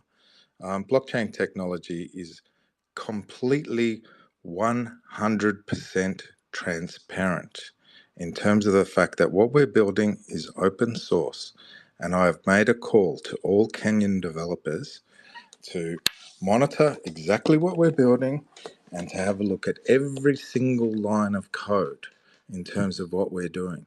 This is not something, I mean, my wife is Kenyan. Kenyan is my future country. I'm investing in Kenya in so many ways that it's in terms of bringing blockchain technology to Kenya and the rest of Africa for that matter. I have no belief in the West, but our system is 100% transparent, totally open source. So the inference that it may be external is preposterous and ridiculous. And the systems that you're talking about are centralized systems that have been in play for years and years and years. And of course, they're manipulated.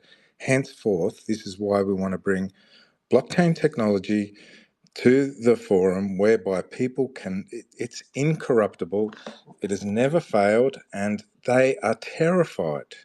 The powers that be are terrified of you holding the power. of you owning the technology, and that's what we want: ownership by the people.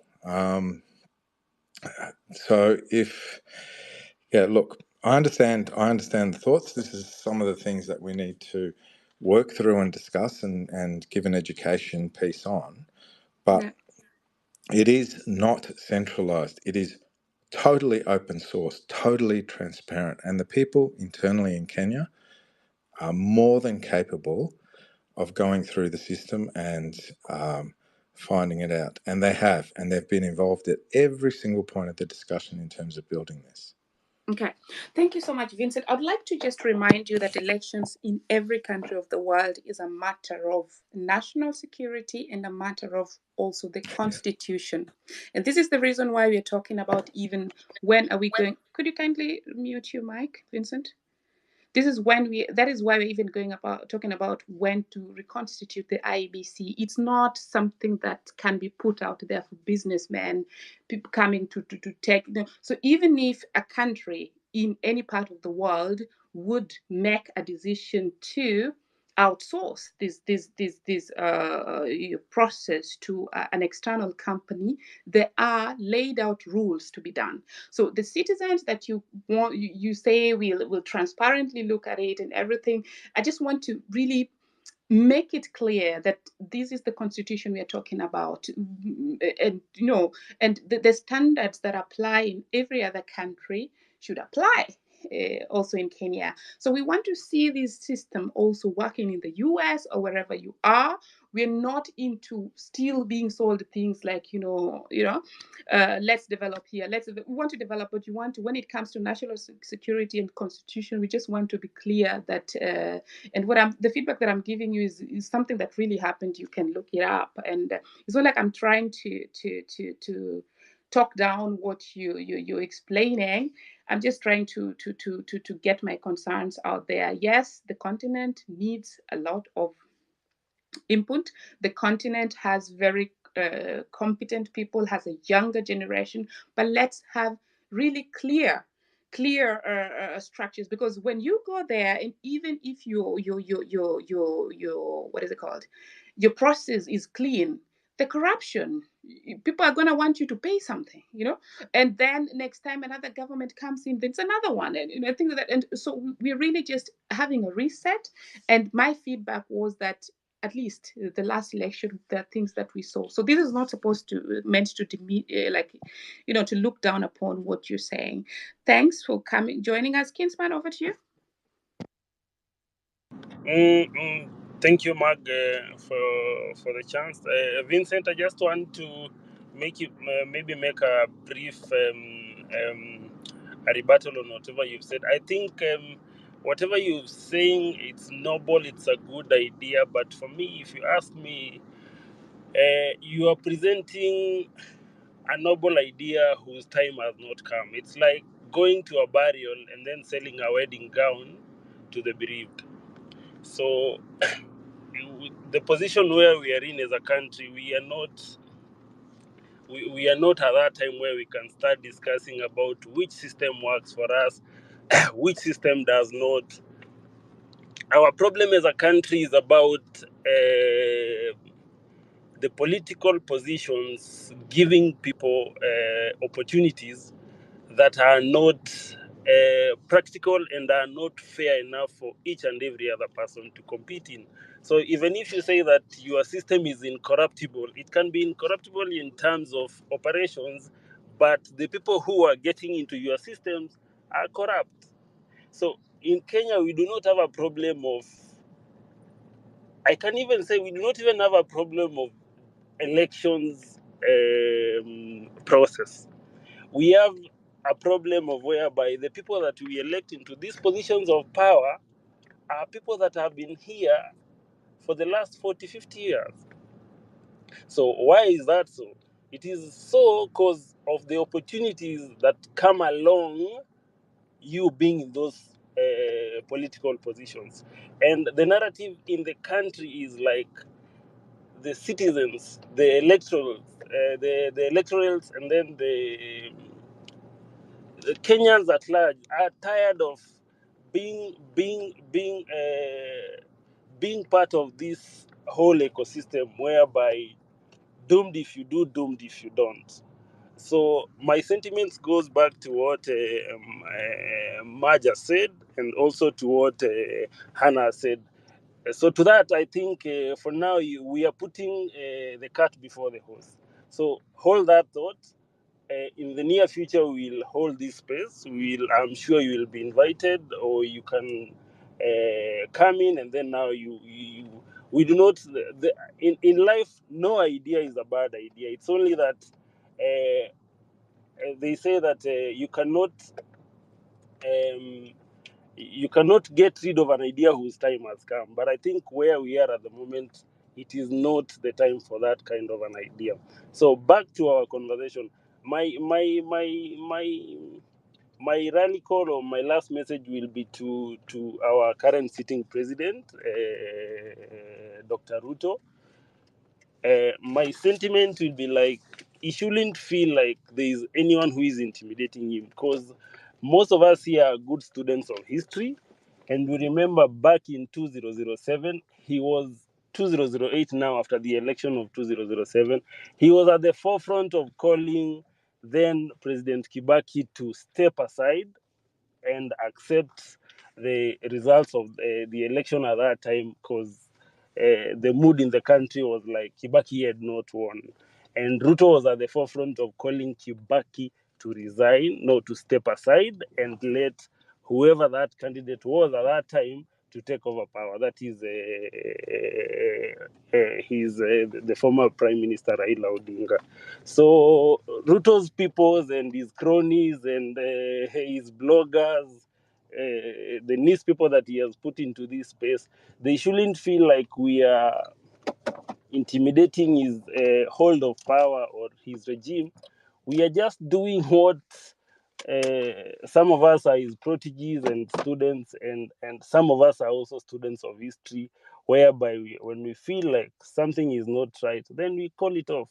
We spoke about the day before, maybe to those who are not here, or those who are being intimidated by the message that is going around. We said that Article 1 of the Constitution gives the power to the people, and it says people can exercise power in two ways: through the national government, that is now the national government that we know the way it is, like the executive, that is parliament and the senate, or through the county, and secondly, through the people exercising their power directly. That comes when people, either the electorates, feel like parliament is not representing us, because everywhere these people are going, they were being told, tafadhali, this finance bill is not for us.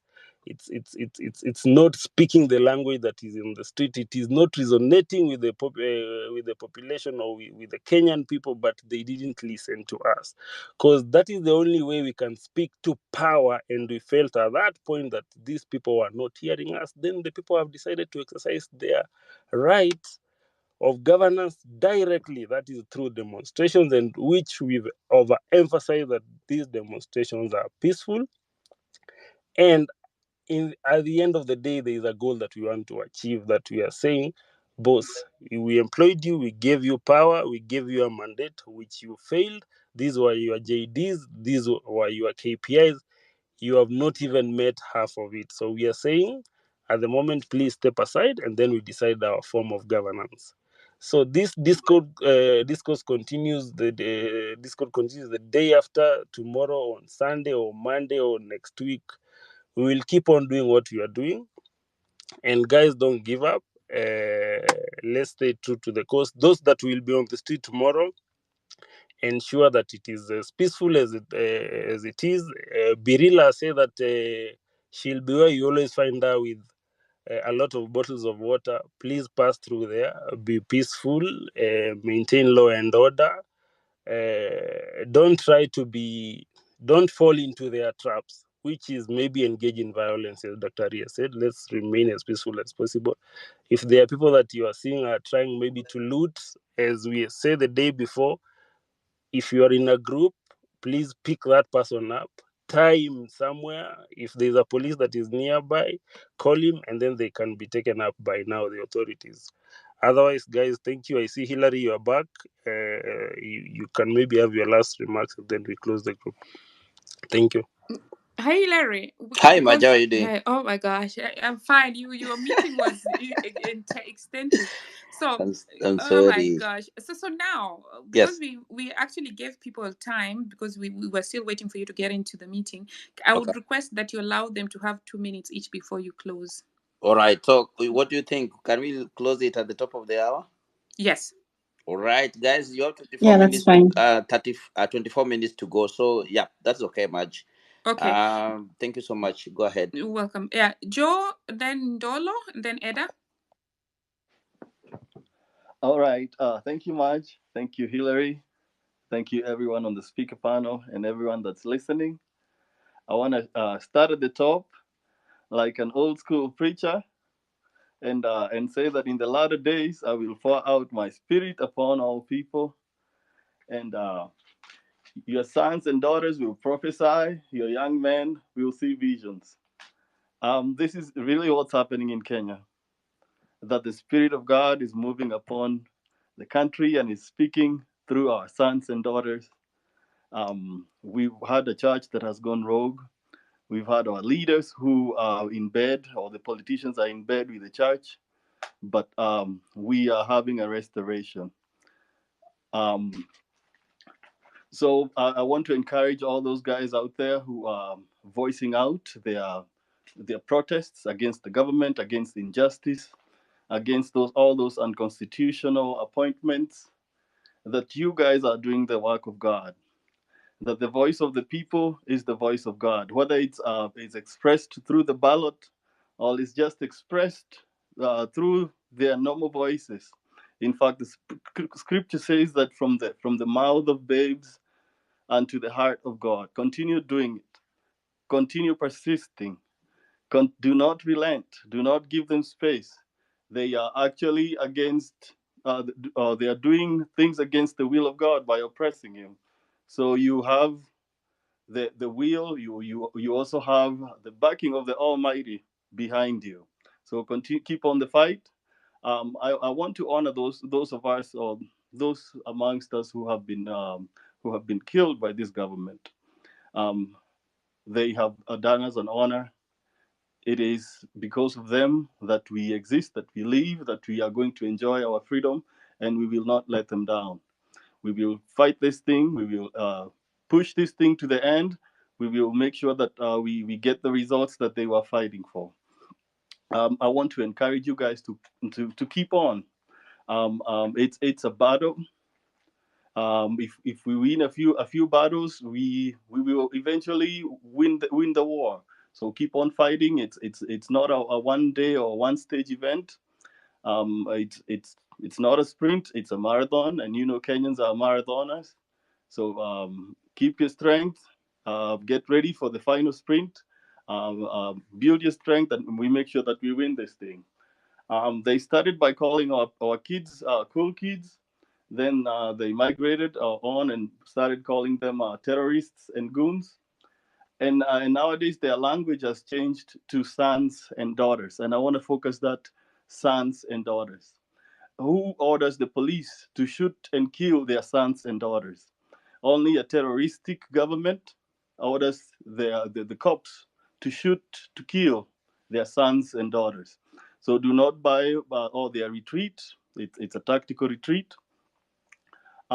Reorganize, regroup, um, and then the battle continues. Um, if they are surely calling you your sons and daughters, they should be giving you all those plump appointments in government. They should be making you heads of boards that are making money, but they want to send you to they want to send you to Saudi Arabia. They want to send you to other countries to work as housemaids while their kids or their sons and daughters are serving at the heads of boards, different boards, not even just one board, but different boards of parastatus and other state-owned corporations. But they want to ship you and your 2 degrees, or ship you and your PhD to go work as a taxi driver in London, or work as a janitor in the US, or work as a cotton picker in Turkey, but they want their sons and daughters to remain in the country and reap the benefits of your sweat, of the sweats of of our parents and our grandparents. But our message is very clear right now that we want to remain in Kenya. We want Kenya to work for Kenya. We want to be educated in Kenya. We want Kenya to produce enough food and to be food secure, that our kids are not going to be hungry, that we will get rid of this we will get rid of hunger. We want to make sure that our kids are healthy. We want to make sure that we get to enjoy our lifetime in Kenya. Kenya is our heaven. We will not wait to enjoy when we get to heaven. So I also wanted to talk to say something about integrity when it comes to our elections. I wanted to tell the guy who was talking about that blockchain technology that that I wanted to start by saying that Kenyans can wipe their ass. We don't need we don't need foreigners to help us with managing our democracy or managing our elections. We can wipe our ass. We can count. We don't suffer from dyscalculia. We know when it's just that a few of us, when it comes to counting our elections and upholding the integrity of our elections, that they get bribed or they get threatened and they buckle. But we are capable of holding our own and holding our end. And this movement is evident to that. There's a generation that cannot be bought. There's a generation that knows their democracy is not for sale, and they are standing by it.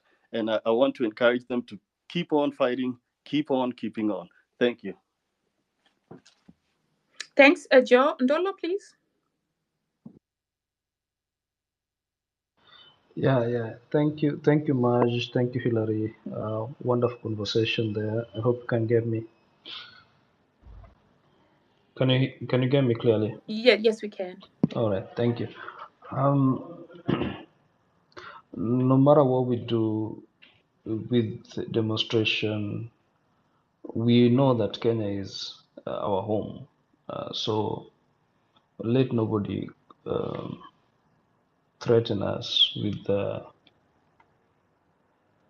some police force, goons, and all that. At the end of the day, in some cultures where we say where your umbilical cord was buried, you'll always go back there. And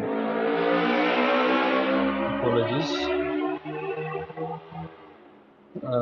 we always go back there. That's why in most of Are you seeing a goon passing by on the motorbike? no, it's too hot. It's summer, so it's hot. The windows are open. Somebody just decided to rush with the anyway. Ndolo, tell the Nduthi guy to mute. That Nduthi guy is useless. Anyway, um, uh, that's why in most of African cultures, when somebody dies, is taken home, as opposed to some scenario where somebody dies, he or she is buried there where he has passed on or she has passed on. So we know that wherever we are, if you are in Australia, Japan, Kamchatka, wherever, or US, whenever you pass on, you're taken back and you rest with your ancestors, the soil. Some of us, when you reach home, the first thing you do is remove the shoes and step on the ground with your bare feet. So, goons or no goons, we should continue putting on the pressure and ensure that uh, bad governance is wiped out completely. Because this is not, it wasn't just about the financial bill. It's everything starting from 2013. The way somebody was in power, and in the end, tried to say that, oh, I did not do this. Yet there was a time when they were walking in bromance, in matched shirt, matched t-shirts, matched vest. I believe even the panties were matched. So these are the things that we're talking about. The loan that we are paying now, these loans and the Eurobond, they were taken in 2014 when they were working together, matched in red ties and blue, whatever. So these are the things we're talking about. Bad governance. When they got into power in 2013, the economy was going okay, despite the 2007, 2008 clashes, but the economy was doing better. The loan that our national debt was way lower, I don't know what happened and how they did take the loan, and whatever loan they took, we have nothing to show for. Because if you say that we build SGR already was done during Kibaki and Raila time. The decision and the financing of it. If you take a look at the Nairobi Expressway, Nairobi Expressway is also a PPP thing. That's why every money you pay is not going to the government; it's going to Moja Express, which is managing it. So there are so many things that we're not getting. One thing that is really going to kill us if we don't do this is the health sector. Food is already compromised, but I know we are going to get some way along. We're going to find a way with the rains and fertilizer that we can use manure, the traditional one. Kenyans will make a way, but health sector is completely messed up, and there's no way that woman should be there. I don't know what we can do to ensure that she goes.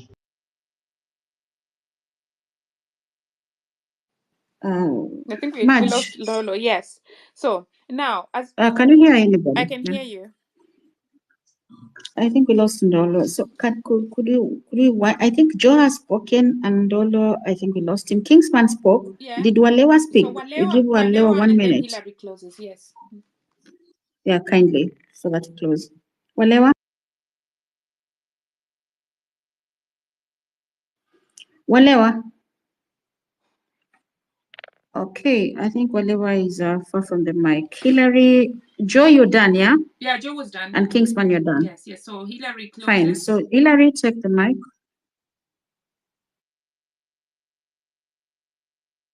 Hillary?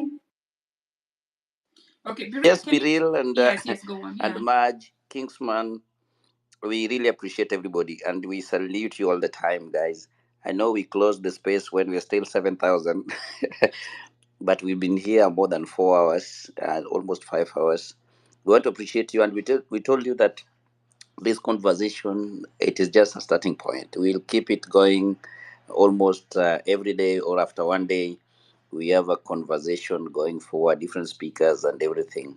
Uh, and be real side this. I hear so many people are saying that, oh, Miguna is capturing these things. Dr. Tari doesn't have uh, any mind of taking this thing up. This thing is for Kenyans, and he has a right as a Kenyan to give his opinion. So those people are holding spaces, saying, "Oh, Miguja captured this and everything." That is a wrong thing, and is a false. We want to say that we'll hold these spaces. We'll go on to the street every day, every time when we plan it. We don't have a leader. Those people who want to back off, let them back off. Those people who don't want to do it, but let us be peaceful when we go outside there. Make sure we be safe, make sure we're in a good number so that we can be known where we are. Follow each other. The best thing that you can do uh, to this thing is just follow co-host, follow this co-host, follow Marge, follow Be Real, follow Kingsman, follow everybody. George, I see you there. uh, Waston, man, follow these people because we want to get all Kenyans. We want to have that a family group whereby we move as a team. So when you follow each other is very key. Make sure that you follow each other all the time. And thank you so much, guys, for coming and attending this session. Mark, I think if Mark, can you hear me? I can hear you. Yes, I can hear you. Yeah. What we do, because I'm trying to get hold of Hillary, I'm also unable to. No, Hillary is speaking. It's only you who cannot hear him. Okay. Then if he's closing, Margie, that's fine. your Thank hand you. is up. You want to wind up? Yes, no, I just wanted to, I forgot to say something before I get the word back to you. I posted on the comment section a link to a space that we're going to have this Sunday. That's a space whereby diasporans are going to be providing their feedback directly to the president on the state of the nation. So do look at it there. Set your reminder if you're a diasporan or if you just want to listen in. Yes, that's it. Hillary, back to you as we close. Mok, what are you saying? I see your hand is crying, and I'm closing the space. Mok. Oh, okay. Thank you, Hillary. Thank you, Mike. Thank you, Biril, and the guys who have joined the space. I followed the conversation with Dr. Miguna and everyone else, and there's something I just thought I've been thinking about it because this demonstration has been going on, and we have lost some of the Kenyans who we refer to as heroes. And again, so what can we do much better in this situation of police shooting Kenyans? We have so many guys over here in the space from the diaspora. And what can the diaspora guys help more than just giving the advice, way forward, and all that? There's something I think we need to look into, like, can we have the bullet jackets? In the Amazon, we have bullet jackets as cheap as between $8 to $15. Can we provide our people on the ground with the bullet jackets so that when they get out there, at least they are at least protected? That is the thought that I've been like, okay, this can also create another way of dealing with the demonstration and all that. Thank you, guys. Think about it. Okay. Thank you so much. Thank you so much, Mok. And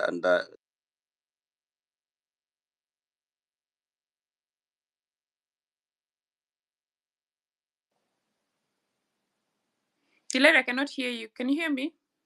walewa wameinua mikono, anataka kusemaje? Walewa unasemaje? Can we close Hillary, please? Yeah. We'd already given him a chance. It's too late. No. Okay. Yeah. Walewa salimia watu.